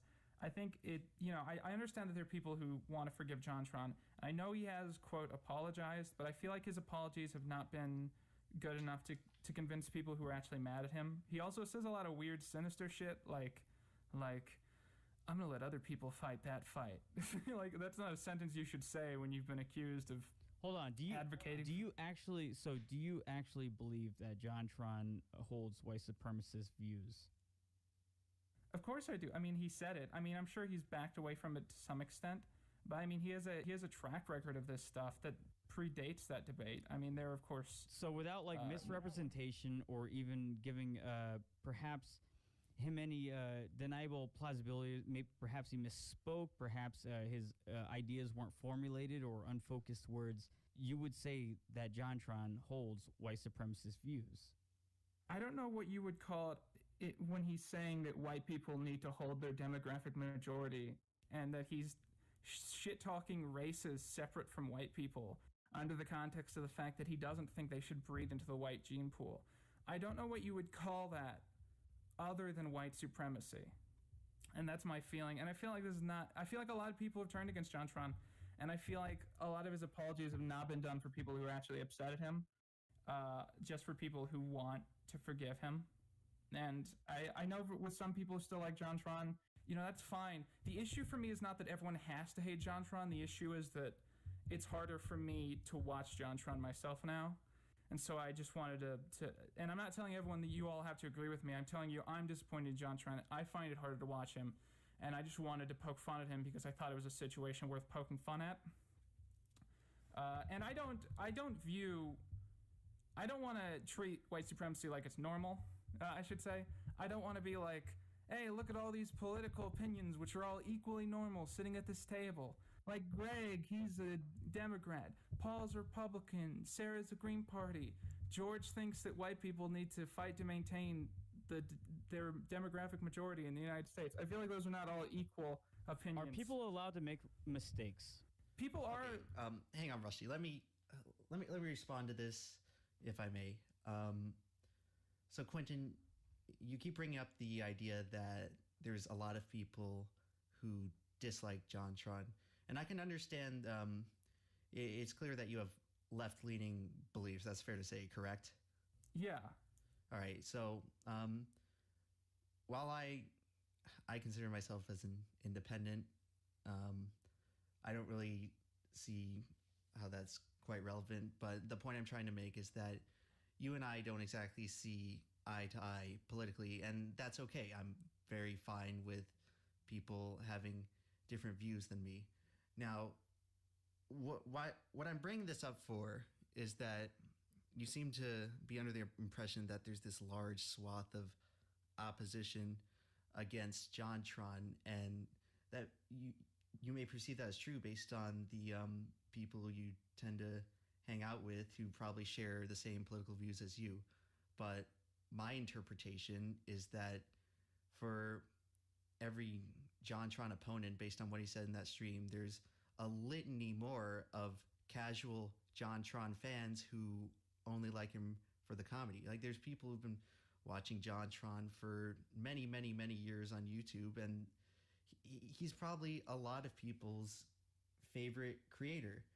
And even though you may believe that he has white supremacist views, it's undeniable that after that incident, he has apologized and tried to distance himself from it as much as possible, which, at least in my opinion, that makes it seem like he regrets it and he wants to move away with it and move on with his comedy videos that he's good at and that he has used to become famous. And a lot of his fans simply only want to enjoy his comedy videos. And that brings me back to the point where, by just bringing it up over and over that JonTron is a racist and reminding everyone of that stream, it really rubs people the wrong way. A lot of casual viewers, they view YouTube videos as escapism. They don't want to deal with politics in their videos. And even though you may believe it is true that JonTron has white supremacist views, people don't like when their favorite YouTuber is equated to something so heinous.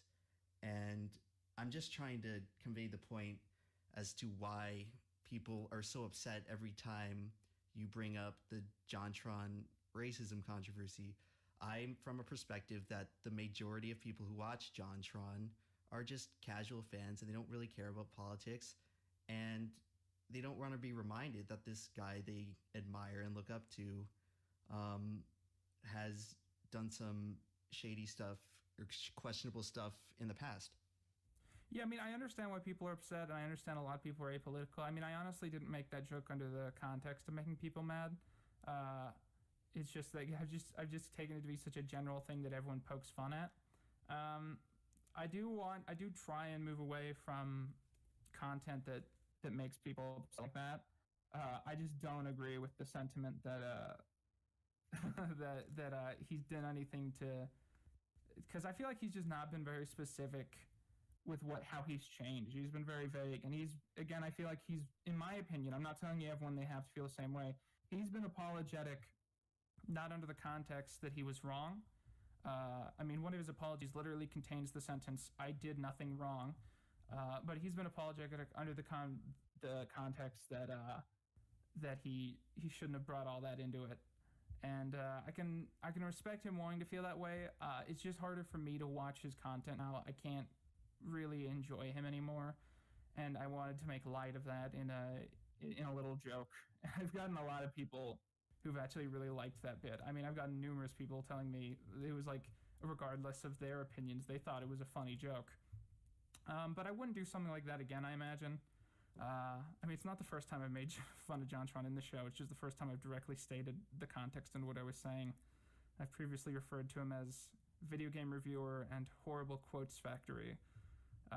But yeah, I understand your point. I think you do have a stance that, you know, people are going to be upset at me when I bring up controversial things like that. It just, again, I feel like I think it's hypocritical that a lot of people who make super edgy humor are suddenly like, hey, you're not being very kind right now. You know what I mean?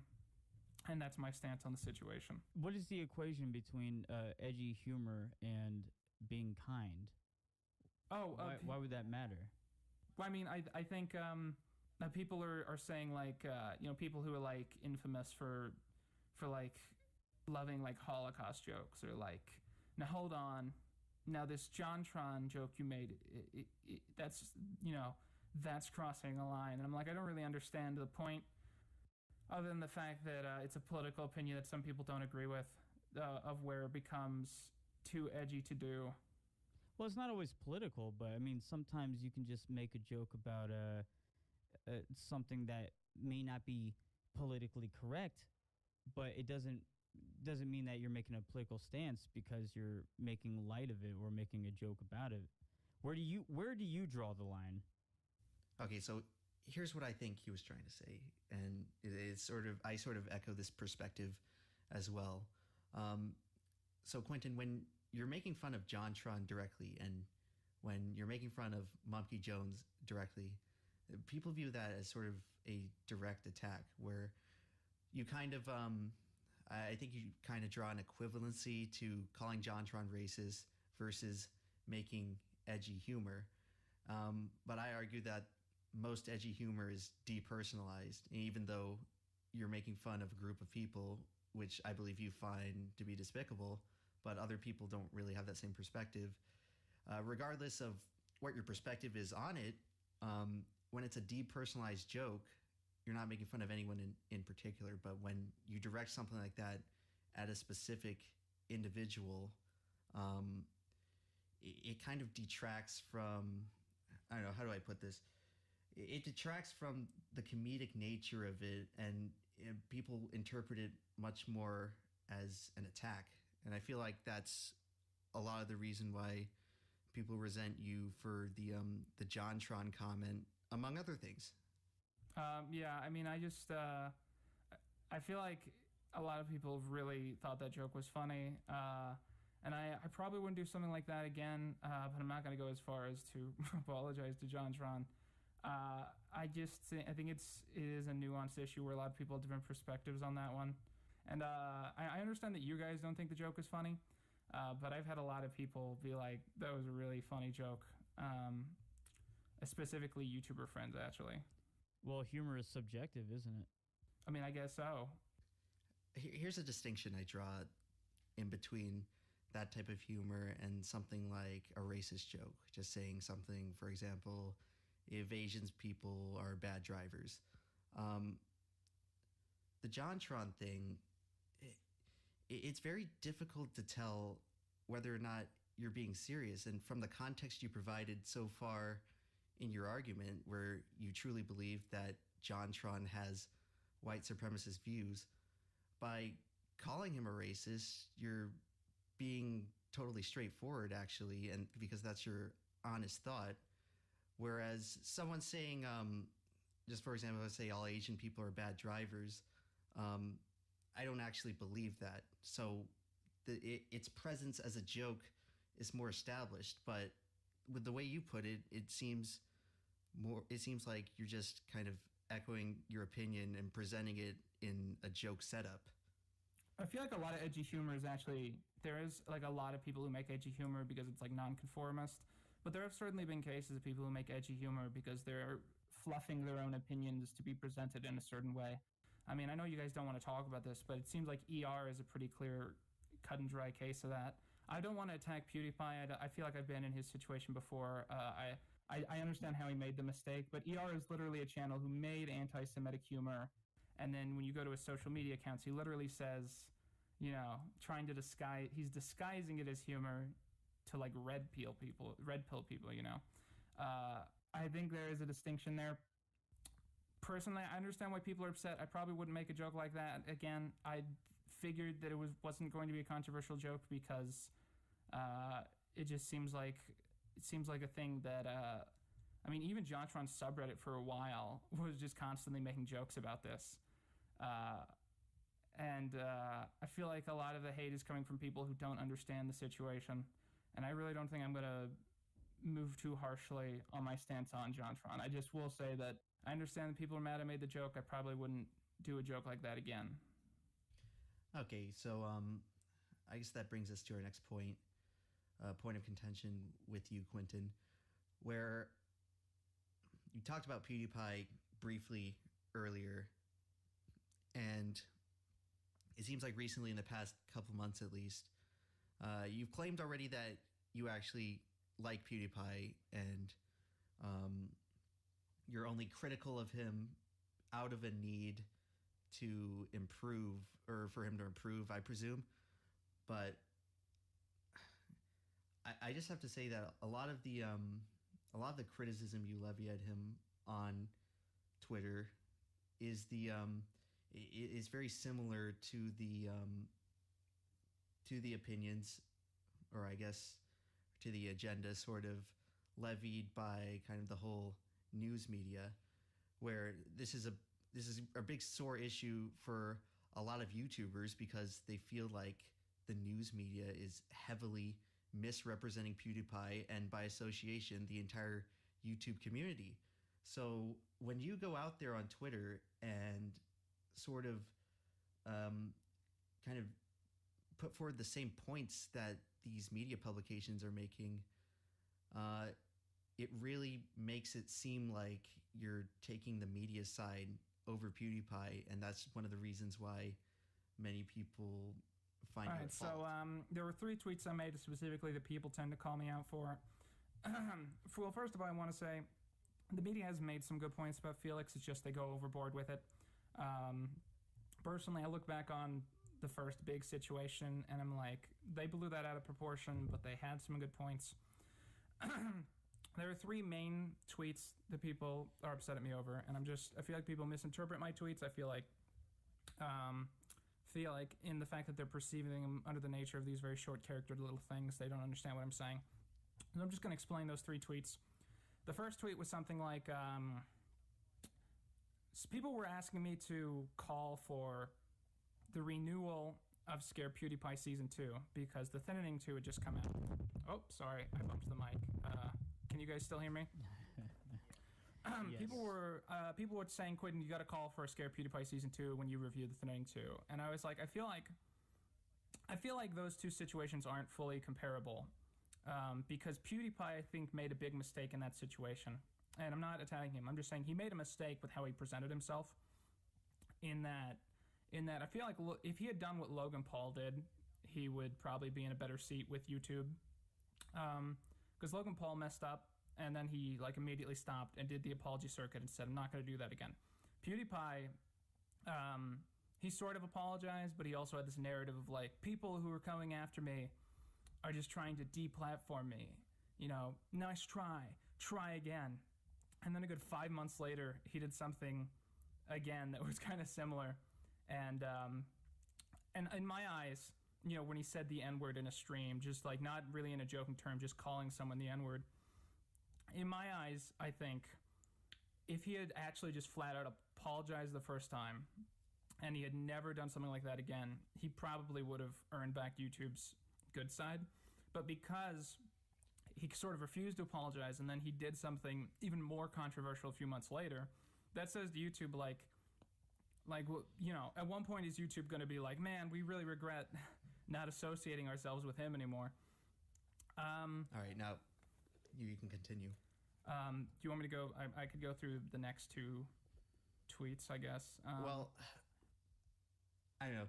I feel like repeating the tweets would be kind of redundant because we've kind of established the whole thematic clash here. If I rebut this, or if I may rebut this, so from what you've argued, it seems like you're coming from the perspective that if PewDiePie had simply apologized, then the media would have relented. And you're coming from the perspective, at least I presume, that the media is just in terms of how they present YouTubers. But the problem with that is I don't really buy it at all. I feel like in PewDiePie's situation, he needed to remain strong because what he did got taken incredibly out of context and was marked as much more severe than it was. And in his case, he needed to maintain leverage over the media so that the scenario I envision is sort of a slippery slope where when you balk and apologize to the media over something that he believes he did nothing wrong for, then it sets a precedent where as soon as anyone in the media attacks him for anything, then he's going to be obligated to reply to it. Otherwise, he'll look like a hypocrite. So if I'm coming from PewDiePie's case and all these publications are writing about me and they're blaming me for the demonetization of every YouTube channel for just an edgy joke at a time when YouTube was incredibly edgy, it seems like it was taken way too far out of context, blown way out of proportion. And if I'm PewDiePie, I don't want to give the media that power over me. Why would I apologize for something where I know I'm in the right and give the media the leverage to attack me whenever they want and basically force me to apologize over and over again? Now, obviously, I'm coming from his perspective that much of the media, that at least how they present YouTube, is corrupt and they don't research things correctly and they take things out of context and they're heavily agenda setting and cherry picking whatever detail they can to paint a picture of someone that's simply not true. So how would you respond to that, I guess? I mean, it's just I feel like people have equally taken some of these articles out of context. I feel like a lot of them I don't agree with. Some of them make some semi alright points. I think specifically, like a lot of people just said, a lot of these articles just say things like you know, the Holocaust should not be introduced to children as like this under the same context that they would understand like a Fortnite meme. I do agree that they go after him a little too harshly, but I think it's equally bad for people to assume that no one is ever allowed to criticize Felix because the mainstream media criticizes Felix. And I feel like the fact that people have been so unwilling to do this is one of the reasons he keeps making some of these mistakes. I mean, God forbid, you know, when this controversy happened, Jacksepticeye, Markiplier, Casey Neistat, they came out with videos saying, you know, we don't approve of some of the things he did. We feel like he could have been smarter. We feel like there are good points being made against him. And people just turned on those people. They just, you know, they called them backstabbers. You know, they said, how dare you ever say anything critical of Felix? And under that context, I feel like it's not surprising that he has continued to make some of them same mistakes. I just think it's strawmanning the perspective to say that because the mainstream media has done a poor job of covering YouTubers, that any criticism they have or that any criticism that people have of Felix has to be incorrect immediately. And like I said, I don't agree with some of the articles I've read in the past few days about Felix. Certainly it seems like because of this latest controversy, people are trying to, like the media is trying to connect things that are not deserving to be connected. I just feel like he has made mistakes, and it's equally problematic that, like, you know, a couple days ago, this guy in the Young Turks, he just did a video saying, like, you know, look, Felix shouted out this guy who's anti-Semitic, and he didn't realize it, and that's a problem. And you know, Felix said, yeah, I made a mistake there, and yet people still like harass this guy because he criticized PewDiePie, and PewDiePie is their, you know, undisputable champion who can never be wrong. I think that's equally a problem on YouTube, that just no one is allowed to disagree on this with him on anything.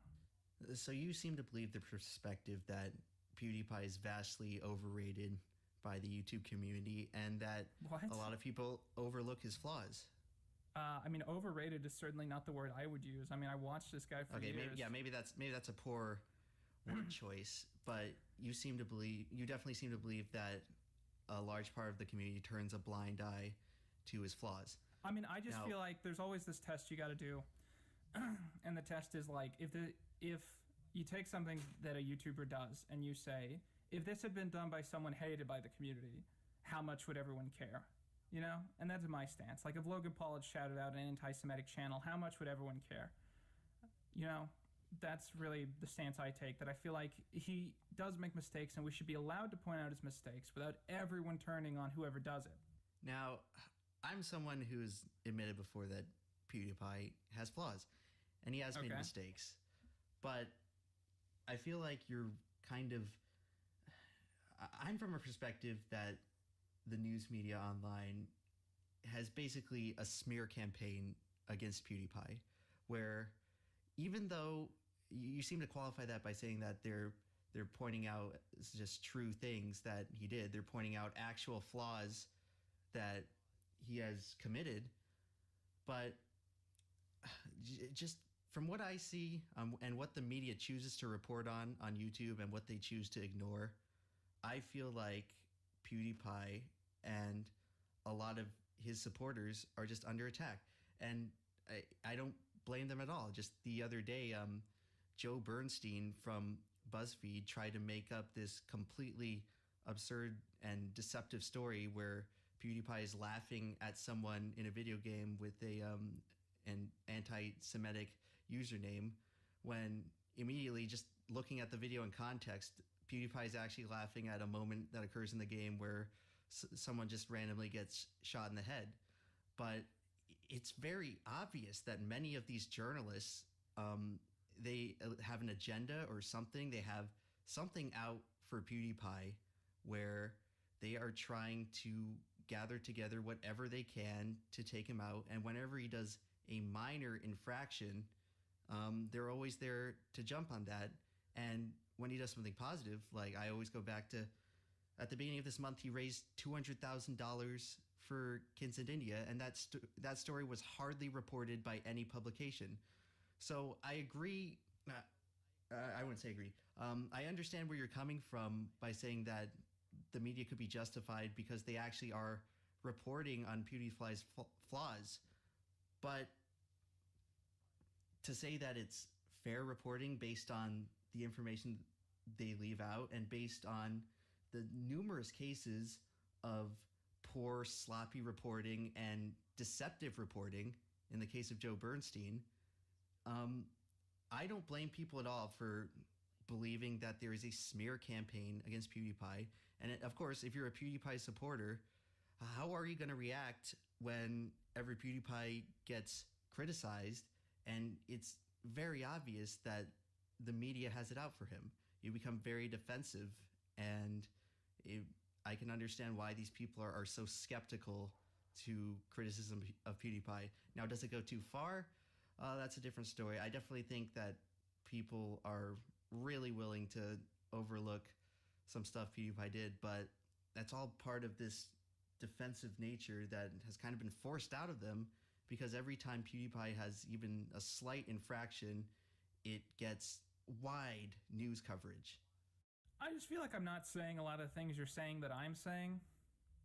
I don't necessarily agree with every mainstream media article, and I don't think I've even shared any specific articles. I just think that for instance, it should not be controversial to say like Felix fucked up in the situation where he made an internet meme for children that involved the phrase "death to all Jews."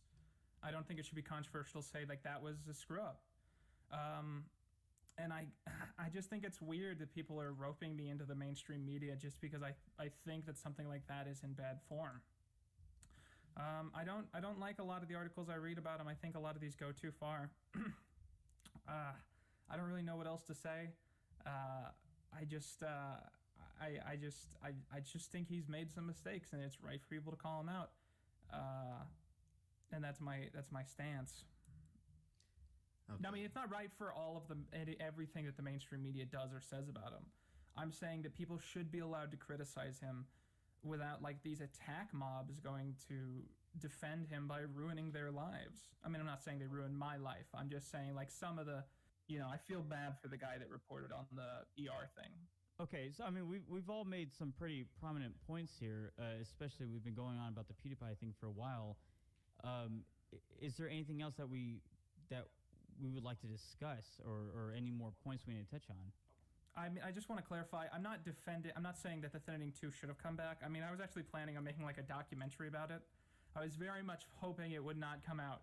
And when it came out, it was like a really bad movie. I think I said in my review, when The Thinning 2 came out, it went from being a fascinating piece of lost media to being a bad movie you don't need to see.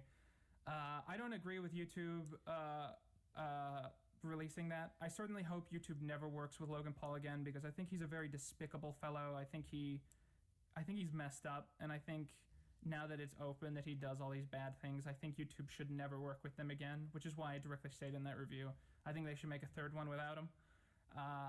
So I don't want people to misinterpret that I'm like a Logan Paul stan just because I said that just because this movie came out, that doesn't mean that it would make sense for YouTube to do the other thing. And that's one of the big criticisms I see of people who memorize faults about me and then restate them online, is that Quentin said that he likes Logan Paul more than PewDiePie. That's not what I was going for. And again, I feel like this is a case where because it was a tweet or so few characters, people just didn't understand my point. I think my point is just that I think it makes sense for YouTube to be wary of associating themselves with Felix. Even if I don't think he's a bad guy, I think I feel like there's not been a lot of points where it's been a bad business move for them to have done that. But I don't want people to think I like Logan Paul, because I don't. All right, so here's the part I'm confused about. Hang on a second. Go on. So you don't think that YouTube should associate with PewDiePie, even though you believe that he's mostly innocent, although he's made mistakes. He is not a inherently racist person, which is he's not racist. Here's the thing. It's what it is that it seems like it's the gap between the first controversy and the second controversy. When the second controversy happened, it's hard for me to imagine YouTube being like, woo! It's hard for me to imagine anything with them being like, we dodged a bullet there because we'd have to talk about this again. I think Felix just makes enough mistakes that it's hard for YouTube to turn around and be like, hold his hand in the air and be like, this is our guy. Our guy. That's a 4chan thing. I think it makes sense for YouTube not to want to associate with him, is what I'm saying, just because he has made these mistakes. So, you seem to be under the impression that PewDiePie frequently makes mistakes, like he's some sort of clumsy guy. And I will admit that there's a few things he's done that are kind of inexcusable, but I would actually argue that many of these controversies stormed up in the last year are done, they would be completely innocuous things if it weren't for the media firestorm. And I'm arguing that the scrutiny of the media has altered our perceptions of PewDiePie's competency as making it appear worse than it is. Because, Quentin, what would it be like if every time you got into a minor skirmish on YouTube, instead of just some commentary YouTuber making a video about you, it was reported on by pretty much every media company in the on the internet, and people would think that you're one of the worst YouTubers on the platform. And I'm not excusing PewDiePie's flaws by any means, but at the same time, you have to realize that the media reports on PewDiePie and scrutinizes PewDiePie way more heavily than anything else, so it could easily give the impression that he is worse of a person than he is. I mean, I'm not disagreeing with you there. I'm just saying that, like, I feel like if PewDiePie had made the first controversy and then he had not fallen into that same hole, what he's done, I think he's done similar things, like, at least twice after that. I'm not saying that everything that gets reported on is bad, but I think from a business perspective, it's hard for YouTube to be like, and now we're going to start associating with him again, because they themselves are trying to avoid like another adpocalypse to face. They're trying to avoid facing more scrutiny like that. And I don't agree with a lot of the mainstream media's reporting. And there was some other point you brought up in there that I can't remember what it was, but I wanted to clarify my position on that, but I can't remember what it was. I'm just now remembering that there's going to be a lot of people watching this and people are going to hate me more because of this, but whatever. What are you worried about them hating you for? I mean, I just feel like a lot of people misconstrue points, and I know that people misconstrue points that PewDiePie has made. I feel like there's been a lot of ridiculous stuff in the mainstream media, but I feel like people are so easy. There's like I said, people have trouble criticizing Felix by any means without facing like massive harassment, just because they didn't stand by him at all times. And I think that's a little ridiculous, to be honest. I don't hate Felix. I criticize him because I feel like those are points worth criticizing him for. If the mainstream media shares some of the points that I make, I think literally it was just that first tweet out of the 3 tweets I did. It was just the first one where I agreed with anything the mainstream media had said. I've not seen the mainstream media criticizing him for the other tweets. And the third tweet was not me making a statement. It was just me. It was just a gif of someone looking exhausted. I'm actually going to use this to segue into our next point, which is kind of also about PewDiePie, but also about a greater thematic issue, if you will. Okay. Now, so this was actually the tweet that we talked about on the original State of the YouTube episode that kind of started this whole controversy between us to begin with, where you criticized PewDiePie for having Ben Shapiro on the meme review, even though the segment was completely presented as comedy and it clearly wasn't an endorsement of Ben's politics, which you appear to vehemently disagree with. You still seem to interpret the fact that PewDiePie was sharing his platform with Ben Shapiro and therefore he was endorsing Ben Shapiro's political views, and I think that's not my stance. So my stance is that the reason that people like Ben Shapiro want to go on these shows instead of going to the mainstream media is that they undeniably grow because of doing things like that. I think Ben Shapiro undeniably grew because of that segment. I think he definitely gained more of an audience because of that. Even if it was non-political, political. And because Ben Shapiro is an inherently political person, I think when you have him on your show to hang out without addressing like who he is and that you basically show him off to your audience, I just don't like that. The funny thing is, I don't care about this to the extent that I would still be talking about this today if I hadn't made that tweet. The only reason I still have to talk about this is because like no one's ever forgotten the fact that I said this. My stance is not that Felix is endorsing what Ben Shapiro did. My stance is that Ben Shapiro grew as a reaction to this, that I don't agree with, that I think a lot of his stuff is really awful, and that I don't think the person on YouTube, the person on the internet with arguably a platform bigger than anyone else, I don't think he should be having people like Ben Shapiro on his show without like expecting. I think there should be some expectation of like acknowledgement over, you know, elements of this person. I think I would. Why is that? Why? What is your grievance with Ben Shapiro? Ben Shapiro, he has had a lot of controversial moments. There was, for instance, an instance where he said like a very racist thing about Native Americans. But the big thing he's infamous for is he has this anti-trans rhetoric that he spreads around. And I cannot stand transphobia. It's one, you know, you could say that it's not something I'm tolerant of. I'm very pro-LGBT, and I really am annoyed by this, you know, this rhetoric he throws around. There's this stance he says where it's like, the reason I don't like trans people is I like science. And it's like, when has Ben Shapiro been pro-science? He's anti-global warming. He's super religious. He's discussing a social issue and pitching it in a certain way. I don't mind them making a video together as long as I think that he, I mean, I know that people are going to get mad about this, but I feel like as Ben Shapiro is a person who exists entirely as a political figure, who is controversial for the things he spreads to his audience who are often especially young. I feel like PewDiePie either should have, I would have been fine if I know PewDiePie wouldn't do this. I'm not saying PewDiePie has to do this, but I feel like, you know, I wouldn't have minded just a discussion of Ben's ideas. I feel like that giving Ben Shapiro a platform is not a problem. Giving Ben Shapiro a platform and then just ignoring why he's controversial is a problem. Because you are advertising this guy to your audience under this context.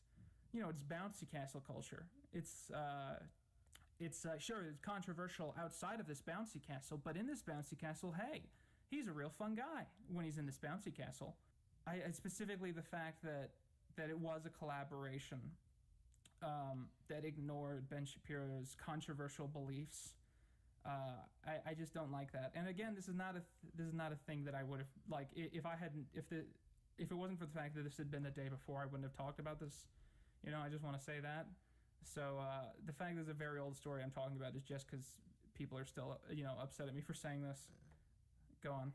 But okay, so if I'm hearing you correctly, you're actually saying that PewDiePie would have been better if PewDiePie had done a political video with Ben Shapiro as opposed to just not addressing politics at all. I don't really see the logic here with how that would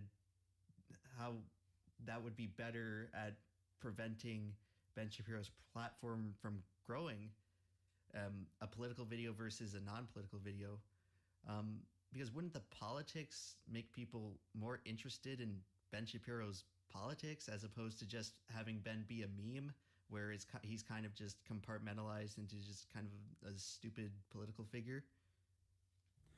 I mean, I just feel like it's really dumb to... I just don't agree with him presenting this figure to his audience without discussing why this figure is extremely controversial. And that's certainly the feeling I had at the time. Now I don't feel like I don't feel like it's something. I'm not gonna harp on PewDiePie for this today, but that was certainly my feeling at the time. Go on.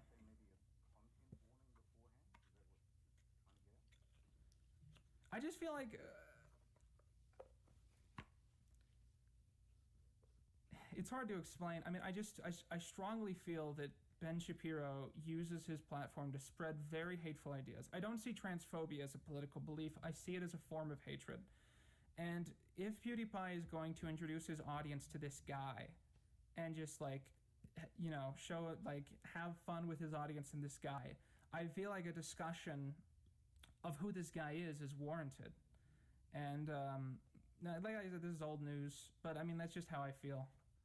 Well, I personally don't believe that if you're in your hypothetical situation where PewDiePie puts a disclaimer saying, warning, the guy I'm about to bring on my show may be transphobic, I don't see how that could possibly produce less controversy and make Ben Shapiro more of a non-issue, as opposed to just doing what PewDiePie did, where they don't mention politics at all, and it's an apolitical video. But when you put that disclaimer here, when you put that disclaimer in the video, you instantly create questions in the audience, and you create a massive controversy. And I just don't really follow what you're saying with how addressing the politics of Ben Shapiro at all could somehow lead to a reduction in his platform, as opposed to just treating him as an apolitical character. I mean, I'm not literally advocating that it needed to be a political video. I'm just saying that it was a dumb move on Felix's part.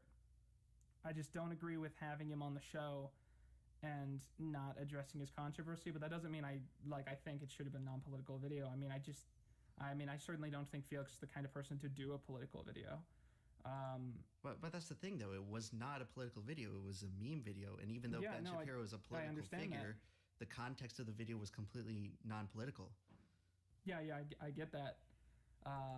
But I'm saying that I think it's bad that PewDiePie is often